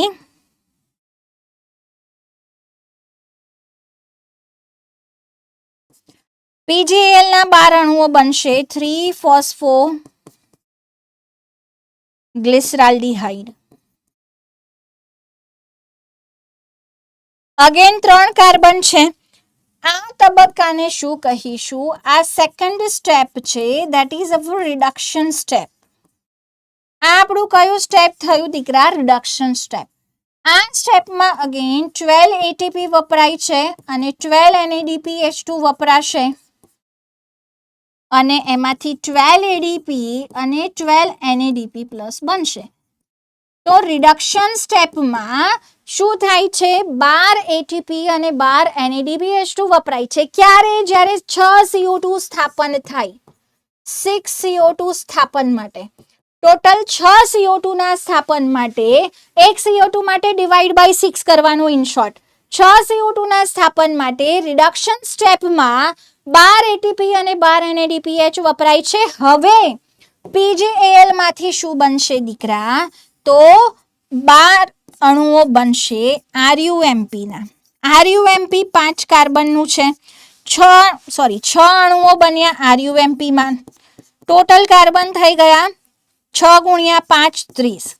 અહીંયા ટોટલ કાર્બન હતા 36. તો 6 કાર્બન ક્યાં ગયા? એ જ તો શર્કરા બની. તો 6 CO2 નું સ્થાપન થઈને 6 કાર્બનની શર્કરા બની. 6 CO2 નું સ્થાપન થઈને 6 કાર્બનની શર્કરા બની. એટલા માટે હું એક શર્કરા બનાવવા કે 6 CO2 સ્થાપન માટે ચક્ર દોરાવું છું. NCERT વાળું ચક્ર હમણાં બતાવીશ. ડન. હવે શું થશે? તો RUMP માંથી પાછા RUBP બનશે. તો આ થર્ડ સ્ટેપ છે પુનઃ નિર્માણ તબક્કો. મોનોફોસ્ફેટ માંથી બાયફોસ્ફેટ બને છે. તો ટોટલ 6 ATP ની જરૂર પડશે. 6 ATP વપરાશે, એમાંથી બનશે 6 ADP. તો 3 તબક્કા થયા. કયા 3 તબક્કા? કાર્બોક્સિલેશન, અતિ નિર્ણાયક તબક્કો, રિડક્શન અને પછી પુનઃ નિર્માણ રીજનરેશન. C3 ચક્રને અવિરતપણે સતત ચાલુ રહેવા આ તબક્કો જરૂરી છે. પુનઃ નિર્માણ થવું જરૂરી છે. RUMP બનશે તો એમાંથી RUBP બનશે. RUBP બનશે તો ફરી C3 ચક્ર થશે. એમાં CO2 ફિક્સેશન થશે. કારણ કે રુબિસ્કોનું પ્રક્રિયક કોણ છે? તો ભાઈ રુબિસ્કો ઉત્સેચક માટે પ્રક્રિયક છે RUBP. રુબિસ્કોનું પ્રક્રિયક કોણ છે? RUBP. તો કોષમાં RUBP હશે તો જ CO2 સ્થાપન આગળ જશે. હવે કેલ્ક્યુલેશન આપણને પૂછે તો ઈઝી કેલ્ક્યુલેશન છે.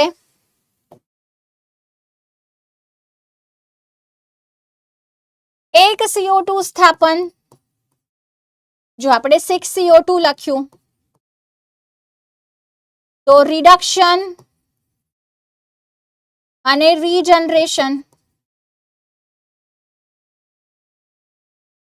12 ATP અને 6 ATP. અહીંયા 12 NADPH2. તો ટોટલ શું થશે? તો 18 ATP અને 12 NADPH2 થાય. આ કેટલા માટે દીકરા? 6 માટે. જો 1 CO2 સ્થાપન પૂછ્યું હોય તો ડિવાઈડ બાય 2 કરવાનું. તો 3 ATP અને 2 NADPH2. એક CO2 સ્થાપન હોય તો એના માટે કેટલું થાય દીકરા? તો 3 ATP અને 2 NADPH2 થશે. ક્લિયર છે? Yes or no? રાઈટ? ફટાફટ કમેન્ટ કરો. ચલો, તો 3 તબક્કા છે, કાર્બોક્સિલેશન, રિડક્શન અને પુનઃ સર્જન. આપણને ક્લિયર? હા. તો આને કહેવાય છે C3 ચક્ર. હવે આગળ આવીએ C4 ચક્ર. C4 ચક્ર બેટા હેચસ્લેક પથ પણ કહેવાય છે. આની અંદર એક ખાસ ક્રેન્ઝ પેશી રચના જોવા મળે છે. હવે આ ક્રેન્ઝ પેશી રચના શું છે? જેમાં પુલકંચુકના કોષો હાજર હોય છે.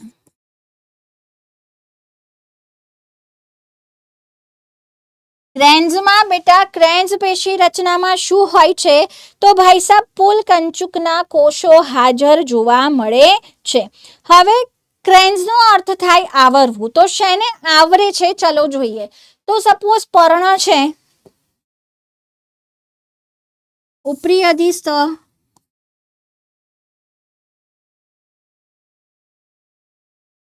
નીચેનું અધિસ્તર,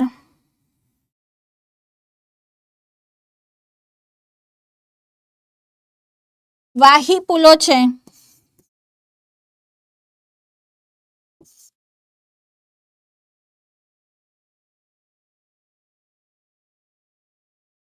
જલવાહક અને અન્નવાહક.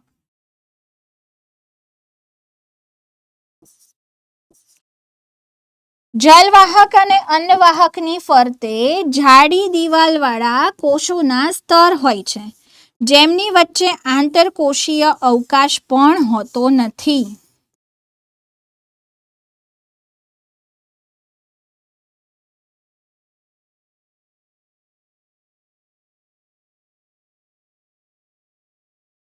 આ જે કોષો છે તે કયા કોષો છે? પુલકંચુકના કોષો.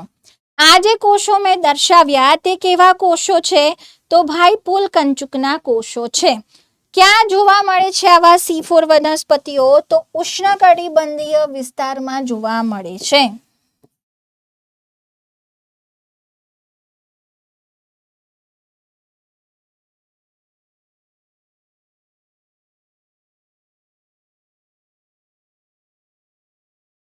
અને તેમની ઉત્પાદકતા કેવી છે? ઊંચી.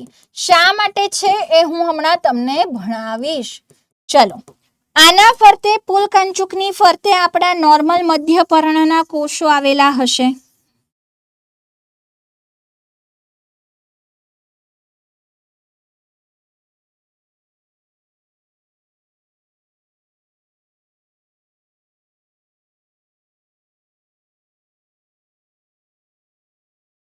ચલો, કઈ કઈ ખાસિયત આપણે પુલકંચુકની યાદ રાખવાની છે?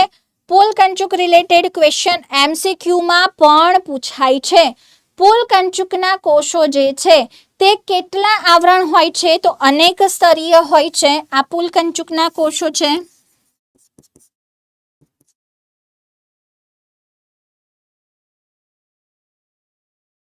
અનેક સ્તરીય જાડી દિવાલવાળા કોષો છે. આંતરકોષીય અવકાશ ગેરહાજર છે.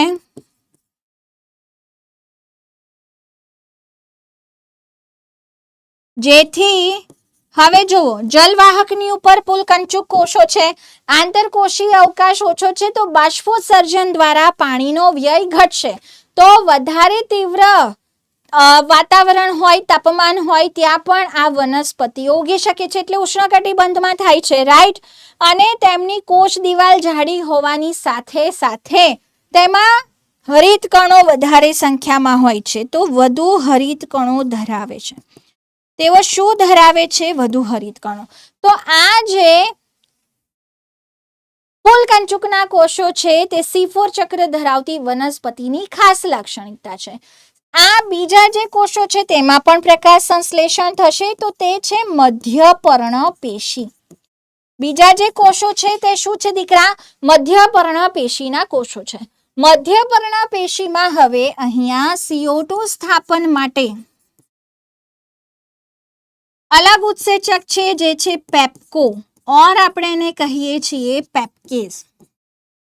ફોસ્ફોઇનોલ પાયરુવેટ,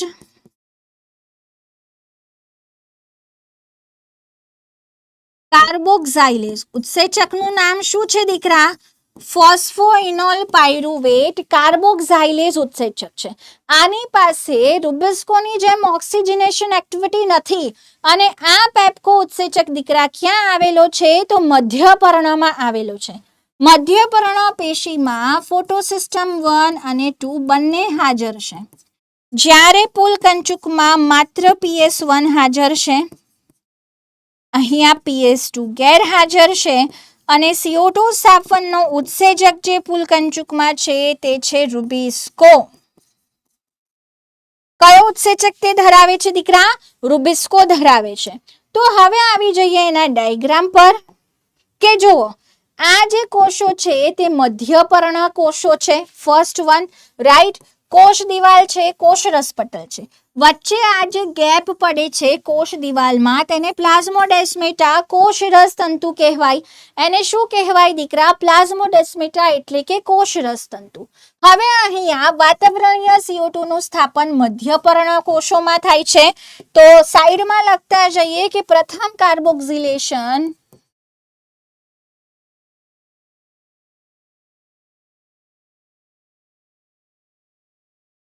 મધ્યપર્ણમાં થશે. જ્યાં દીકરા પેપ્કેઝ ઉત્સેચક આવેલો છે. અહીંયા કયો ઉત્સેચક આવેલો છે? તો ભાઈ આની પાસે પેપ્કેઝ ઉત્સેચક છે, પેપ્કો છે.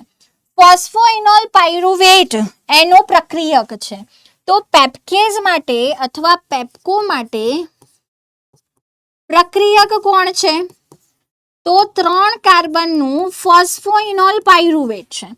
પ્રથમ સ્થાયી નિપજ કઈ છે?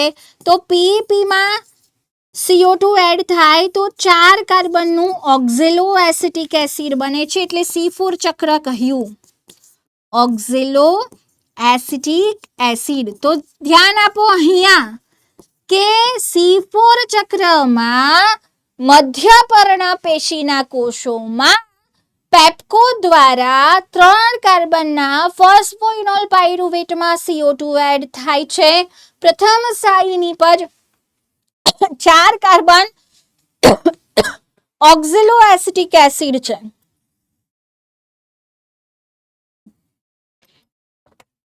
આ ઓક્ઝેલો એસિટિક એસિડ મેલિક એસિડ અથવા એસ્પાર્ટિક એસિડમાં કન્વર્ટ થશે. જે પણ 4 કાર્બન કમ્પાઉન્ડ છે આ C4 એસિડ વહન પામે છે કોષરસ તંતુઓ દ્વારા. શેની અંદર? ફૂલકંચુકના કોષોમાં. ફૂલકંચુકના કોષોમાં C4 એસિડનું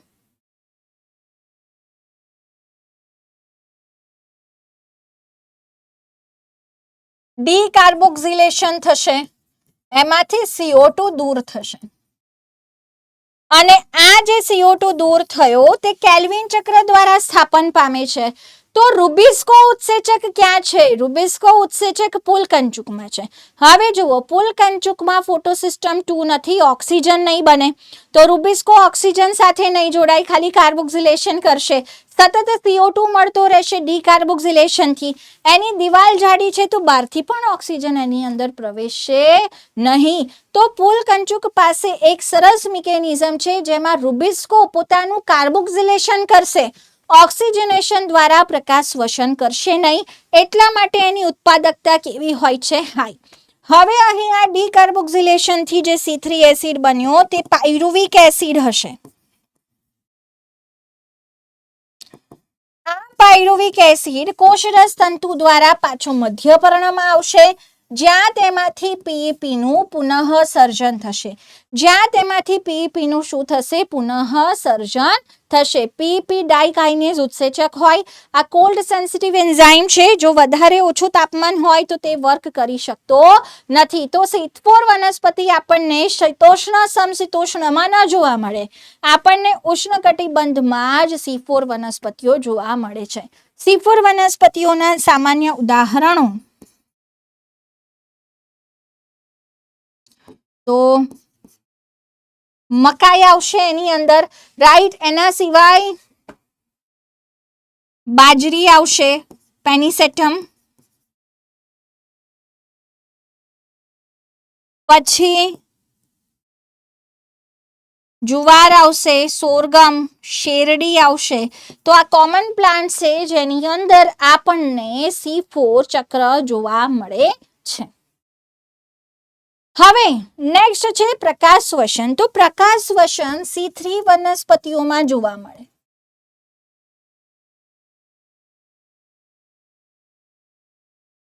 તો આની અંદર દીકરા શું થશે? જ્યારે CO2 ની માત્રા ઓછી હોય,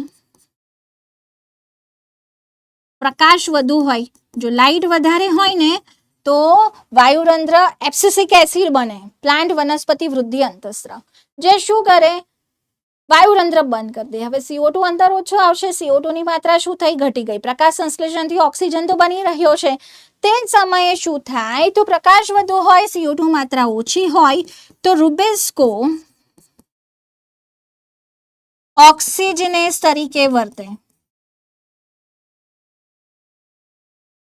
હવે એના દ્વારા શું થાય તો RuBp 5 કાર્બન છે, એમાંથી 2 અણુઓ બને,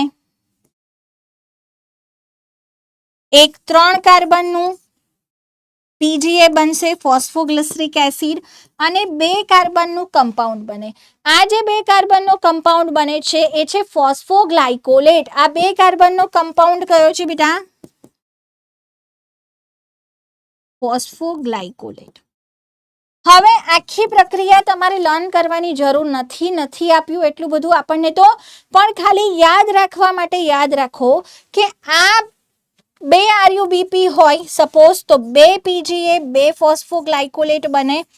આ 2 અણુઓ 2 ફોસ્ફોગ્લાયકોલેટ 2 into 2 કાર્બન એટલે 4 કાર્બન છે. આ વિવિધ અંગિકાઓમાં જશે, અણુઓ અલગ અલગ પ્રકારના અણુ બનશે. તો પહેલા હરિતકણમાં જાય. આ પ્રક્રિયા હરિતકણમાં કેમ થાય? કારણ કે રૂબિસ્કો છે ત્યાંથી દીકરા અણુઓ જશે પેરોક્સિસોમમાં, ત્યાંથી જશે માઇટોકોન્ડ્રિયામાં કણાભ સૂત્રમાં, અને કણાભ સૂત્રમાંથી બહાર આવશે 3 કાર્બનનું 3 PGA.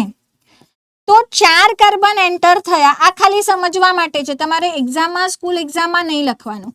3 કાર્બન એક્ઝિટ થયા, બહાર આવ્યા.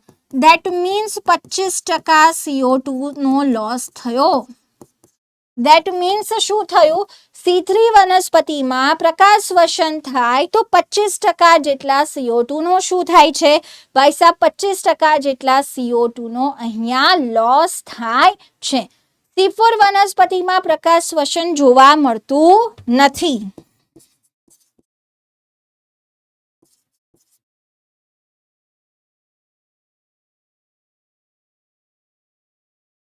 શા માટે ગેરહાજર છે?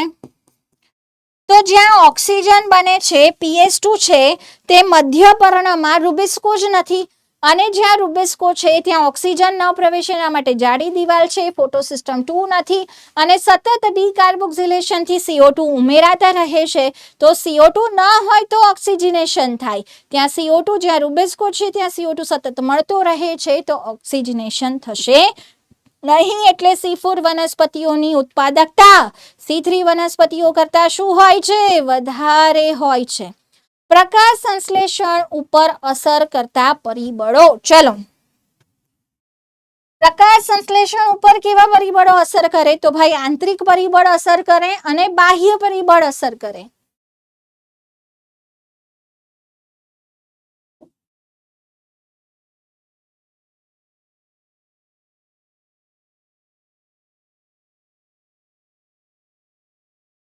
પ્રકાશ સંશ્લેષણ પર કયા પરિબળો અસર કરે દીકરા? આંતરિક પરિબળો અસર કરે અને બાહ્ય પરિબળો અસર કરે. હવે આંતરિક પરિબળો એટલે કેવા પરિબળો હોય? તો પર્ણ છે તો પર્ણની રચના, સંખ્યા, ગોઠવણી,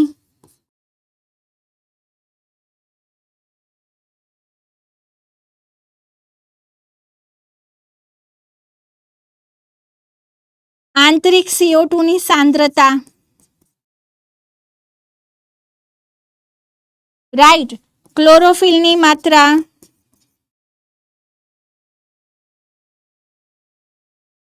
તો આ બધા પરિબળોને આપણે શું કહીશું બેટા? આંતરિક પરિબળ કહીશું. ઇવન જે મધ્યપર્ણ પેશી છે તો મધ્યપર્ણ પેશીના કોષો કેવા છે તેના ઉપર પણ આધાર રાખે છે. જ્યારે બાહ્ય પરિબળમાં શું આવે?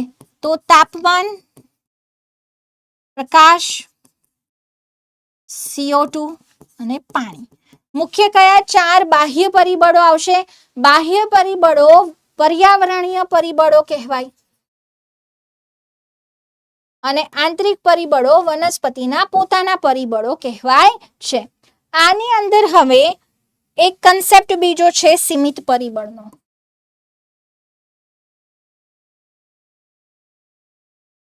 તો બ્લેકમેન નામના વૈજ્ઞાનિકે ન્યૂનતમ કારકનો નિયમ આપ્યો હતો. બ્લેકમેને શું આપ્યું હતું દીકરા? ન્યૂનતમ કારકોનો નિયમ.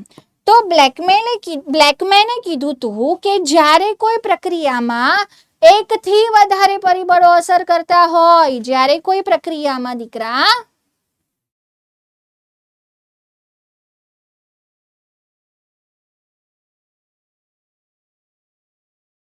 એકથી વધુ પરિબળો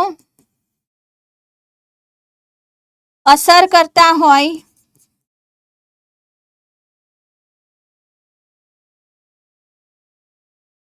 ત્યારે જે પરિબળ સૌથી ઓછી માત્રામાં હોય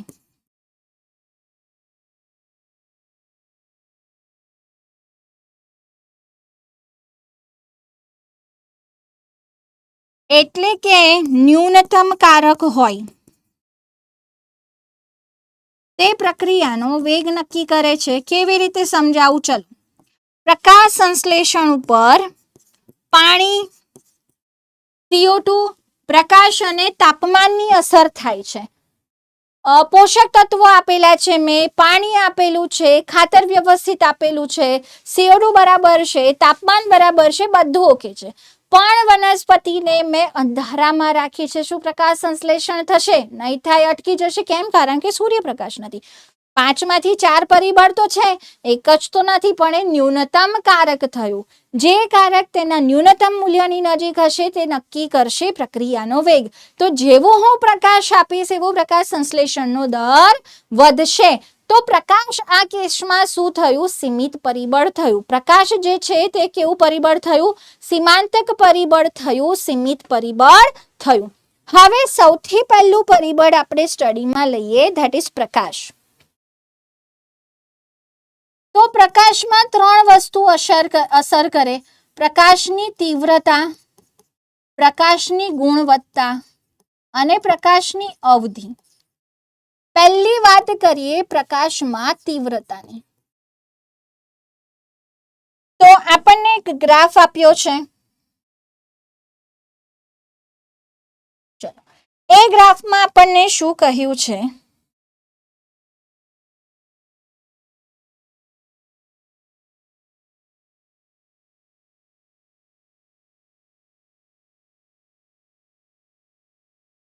જુઓ, આ ઓછી તીવ્રતા છે. અહીંયા આપણે પ્રકાશ સંશ્લેષણનો દર લખીએ.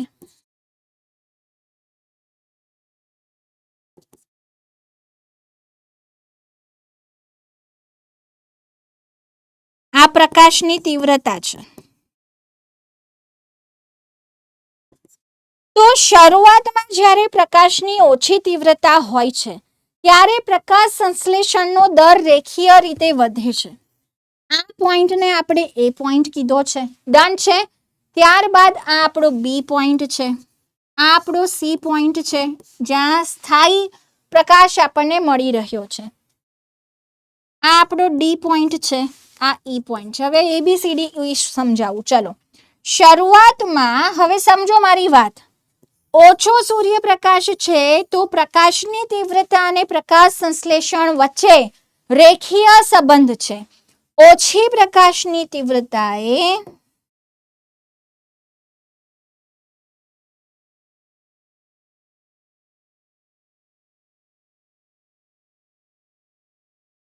પ્રકાશની તીવ્રતા તથા પ્રકાશ સંશ્લેષણ વચ્ચે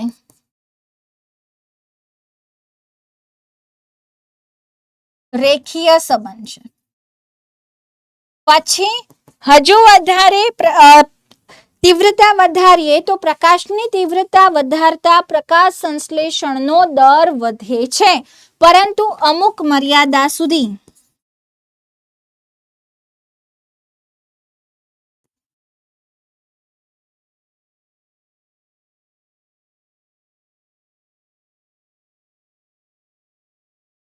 પરંતુ સંતૃપ્તિ સુધી. હવે આ સંતૃપ્તિ સુધી એટલે શું? ચાલો સમજીએ.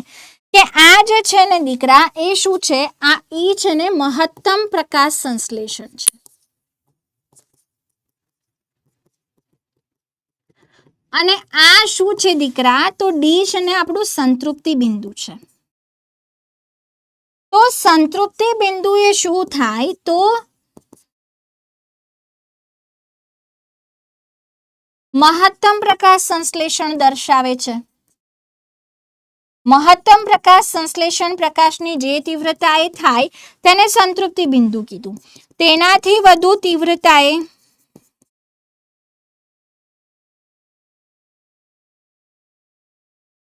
રંજક દ્રવ્યોને નુકસાન થાય અને અન્ય પરિબળો સીમિત બનશે. તો બધી જ વસ્તુ એક લિમિટ સુધી સારી હોય એવું પ્રકાશ સંશ્લેષણમાં પણ થાય છે. હવે સૂર્ય ઉર્જામાંથી જે પ્રકાશ આવે છે, તો સૂર્યપ્રકાશના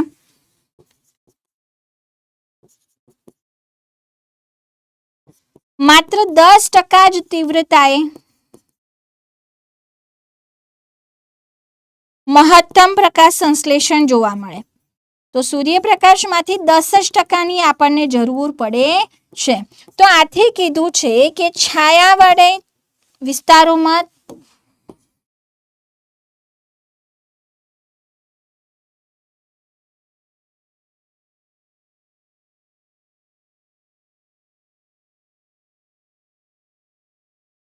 છોડ સિવાય અન્ય વનસ્પતિઓમાં પ્રકાશ ભાગ્યે જ સીમાંતક પરિબળ બનશે.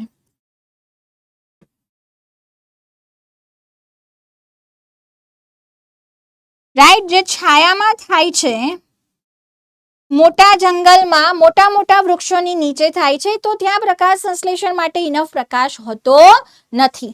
હવે આપણે અહીંયા વાત કરીએ દીકરા ગુણવત્તાની. તો લાલ તથા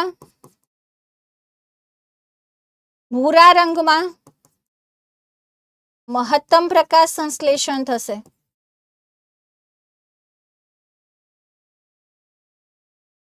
અને લીલા રંગમાં, લીલા રંગની તરંગ લંબાઈમાં સૌથી ઓછું. અને પ્રકાશ અવધિની શું અસર હોય છે, તો ભાઈ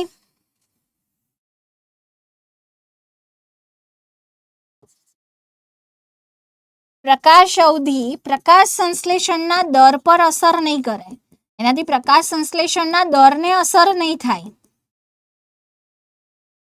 પરંતુ કુલ પ્રકાશ સંશ્લેષણને, ટોટલ પ્રકાશ સંશ્લેષણને અસર કરે. કેવી રીતે, તો સપોઝ 8 કલાકનો દિવસ છે, તો એમાં જે પ્રકાશ સંશ્લેષણ થયું તેના કરતાં 10 કલાકનો દિવસ છે તેમાં વધારે પ્રકાશ સંશ્લેષણ થશે. તો દિવસની અવધિ જેટલી લાંબી તેટલું કુલ પ્રકાશ સંશ્લેષણ શું થશે, વધારે. પણ એના દરને, પ્રકાશ સંશ્લેષણની સ્પીડને અસર કરશે નહીં. નિયત સમયમાં થતું પ્રકાશ સંશ્લેષણ અને પ્રકાશ સંશ્લેષણનો દર કહેવાય. હવે છે CO2 સાંદ્રતા. This is most important. તો આ મુખ્ય CO2 સાંદ્રતા મુખ્ય સીમાંતક પરિબળ છે. હવે સમજો મારી વાત, કે આપણને આપ્યું છે કે પર્યાવરણમાં CO2 સાંદ્રતા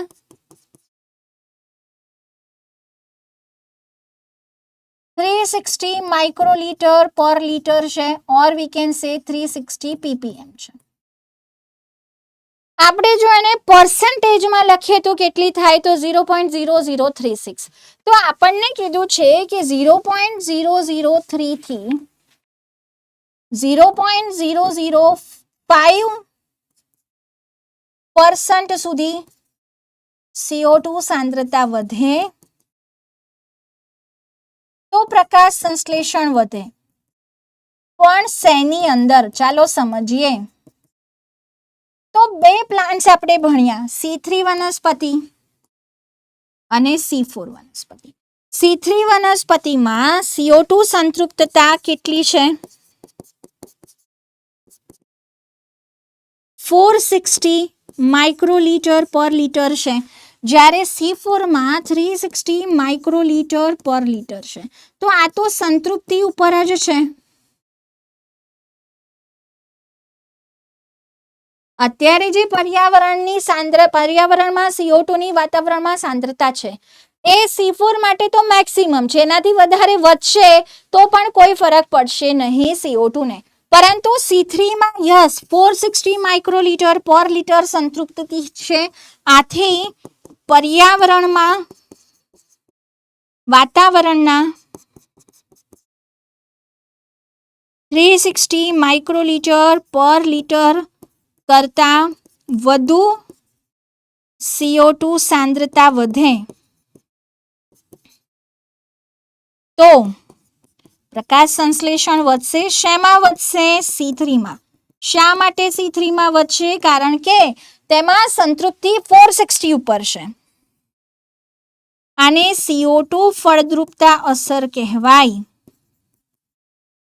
આને શું કહેવાય? આને CO2 ફળદ્રુપતા અસર કહેવાય. અને આ શેમાં વાપરવામાં આવે છે? તો શિમલા મરચા તથા ટામેટામાં ઉપયોગી. આ બંને ગ્રીન હાઉસ ક્રોપ છે, પાક છે, જેમાં આપણને આ ઉપયોગી છે.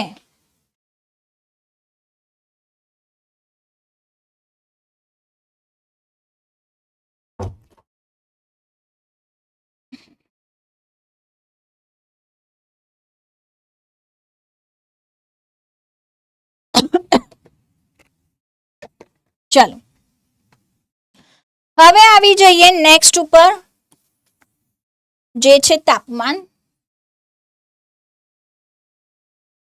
તો તાપમાન સીમાંતક પરિબળ તો નથી, પણ તાપમાન શેના ઉપર અસર કરે છે? ઉત્સેચકીય પ્રક્રિયા ઉપર અસર કરે છે.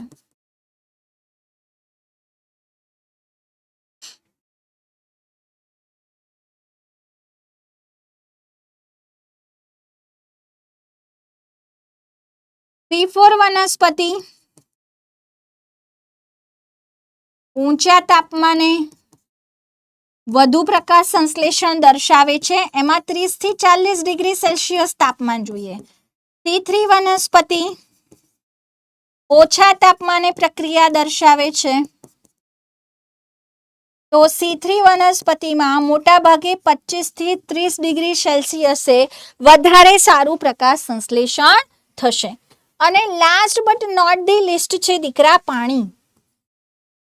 તો જેટલું પાણી શોષાય છે એમાંથી 99% નો તો બાષ્પોત્સર્જન થાય છે. તો વનસ્પતિ જે પાણી શોષે છે એનું ખાલી 1% વનસ્પતિ પ્રકાશ સંશ્લેષણમાં વાપરે છે.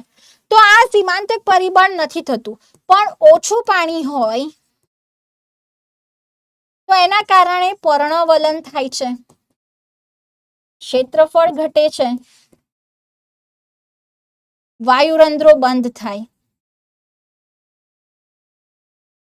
અને પ્રકાશ સંશ્લેષણ ઘટે છે. તો ડાયરેક્ટ અસર નથી, પણ આવી અસર છે કે જો પાણી ઓછું હોય જમીનમાં તો તે અન્ય વસ્તુઓને ગડબડી કરશે અને પ્રકાશ સંશ્લેષણને ઘટાડશે.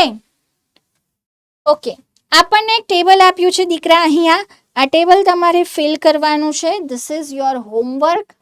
આનો જવાબ આ NCERT નું જ ટેબલ છે. આ ટેબલનો જવાબ આપણે ક્યાં લઈશું? તો ભાઈ આ ટેબલનો જવાબ આપણને મળશે વોટ્સએપમાં. તો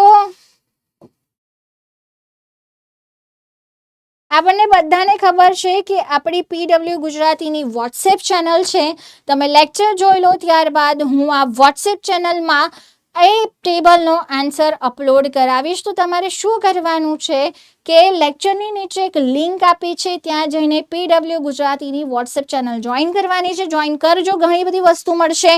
કોઈ નોટિફિકેશન આવ્યું છે એક્ઝામનું, ક્લાસ નોટ્સ કોઈ છે, ક્વિક અપડેટ છે કે ત્યાં મસ્ત મજાના ક્વેશ્ચન પોલ જનરેટ કરવામાં આવતા હોય છે. આવા કોઈ ક્વેશ્ચન ક્લાસમાં પૂછે તો એના આન્સર પણ આપવામાં આવતા હોય છે. ચાલો, અમુક MCQ છે, જોઈએ થોડા તમે હોમવર્કમાં કરજો, કમેન્ટ મને કરજો. જાંબલી સલ્ફર બેક્ટેરિયાના પ્રયોગ પર વાન નીલે નિર્ણય આપ્યો હતો તે માટે શું સાચું છે? તો તેમના મત મુજબ વનસ્પતિમાં ઓક્સિજન પાણીમાંથી આવે છે, જે અંતે રેડિયો આઇસોટોપ દ્વારા સાબિત થયું. યસ, આ જ તેમણે કીધું હતું. રૂબેન અને કોમેને પછી એને સાબિત કર્યું. એન્જલમેને 2 ભિન્ન સજીવો વાપર્યા હતા. તો એક તો એમણે ક્લેડોફોરા લીલ વાપરી હતી અને બીજા જારક બેક્ટેરિયા વાપર્યા હતા. તો લીલ વનસ્પતિ છે અને જારક બેક્ટેરિયા મોનેરા છે. તો મોનેરા અને વનસ્પતિ તેમણે વાપર્યા હતા. ચક્રીય ફોટોફોસ્ફોરીકરણ, પાણીના પ્રકાશ પ્રેરિત વિભાજન એમાં ન થાય. એટીપી NADPH2 ન બને. ઇલેક્ટ્રોન દાતા બાહ્ય સ્ત્રોતની જરૂર ન પડે. PS1 માંથી નીકળીને PS1 માં આવે તો તેમાં માત્ર ફોટોસિસ્ટમ 1 સંકળાયેલ હોય છે. ત્યારબાદ દીકરા ફક્ત પ્રકાશ રંજક દ્રવ્ય 1 ધરાવતા ફોટોફોસ્ફોરીકરણમાં શું નિર્માણ પામે છે? તો એટીપી. ચક્રીય ફોટોફોસ્ફોરીકરણમાં એટીપી, અચક્રીય ફોટોફોસ્ફોરીકરણમાં એટીપી NADPH2 અને ઓક્સિજન નિર્માણ પામશે. અચક્રીય ફોટોફોસ્ફોરીકરણ દરમિયાન ઇલેક્ટ્રોનનો સાચો માર્ગ શું છે? PS2 માંથી સાઇટોક્રોમ B6F માં જઈને PS1 માં ઇલેક્ટ્રોન જશે. થાઇલેકોઇડ પટલની આરપાર પ્રોટોનનું દોડાણ શેના પરિણામે થાય? તો આધારકમાં પ્રોટોનની સંખ્યા ઘટે છે, પોલાણમાં પ્રોટોનનું એકત્રીકરણ થાય છે અને પીએચમાં ઘટાડો થાય છે. બધા જ વિધાનો રસાયણ આશ્રિત અધિધારક માટે સાચા છે. કેલ્વિન ચક્રના એક ચક્રમાં પુનઃસર્જન તબક્કા માટે ચલો તમે વિચારીને આન્સર આપજો. આપણે ઓલરેડી ડિસ્કસ કર્યું છે. C4 વનસ્પતિ માટે શું સાચું છે? અગેન હોમવર્ક થોડું વિચારીને આન્સર આપજો. હોમવર્ક ક્વેશ્ચનના આન્સર તમારે મને આપવાના છે. C4 વનસ્પતિમાં આપેલા મુદ્દા માટે કયો વિકલ્પ સાચો છે? 3 વસ્તુ આપી છે. ક્વેશ્ચન મોટા છે પણ ઇઝી છે. થોડા ક્વેશ્ચન હું સોલ્વ કરું, થોડા ક્વેશ્ચન તમે સોલ્વ કરજો. ફરીથી યાદ અપાવી દઉં કે જે ટેબલ હોમવર્કમાં આપ્યું છે એનો આન્સર તમને અહીંયા મળવાનો છે. WhatsApp channel PW Gujarati. તો અમારી ચેનલમાં વોટ્સએપ ચેનલમાં જોડાઈ જાઓ જેથી તમને ઘણી બધી માહિતી મળી રહે, કોઈ માહિતી મિસ થાય નહીં. તો બચ્ચા પાર્ટી કેવો રહ્યો લેક્ચર એ જરા મને કમેન્ટ કરીને જણાવજો. MCQના આન્સર કમેન્ટમાં આપવાના છે.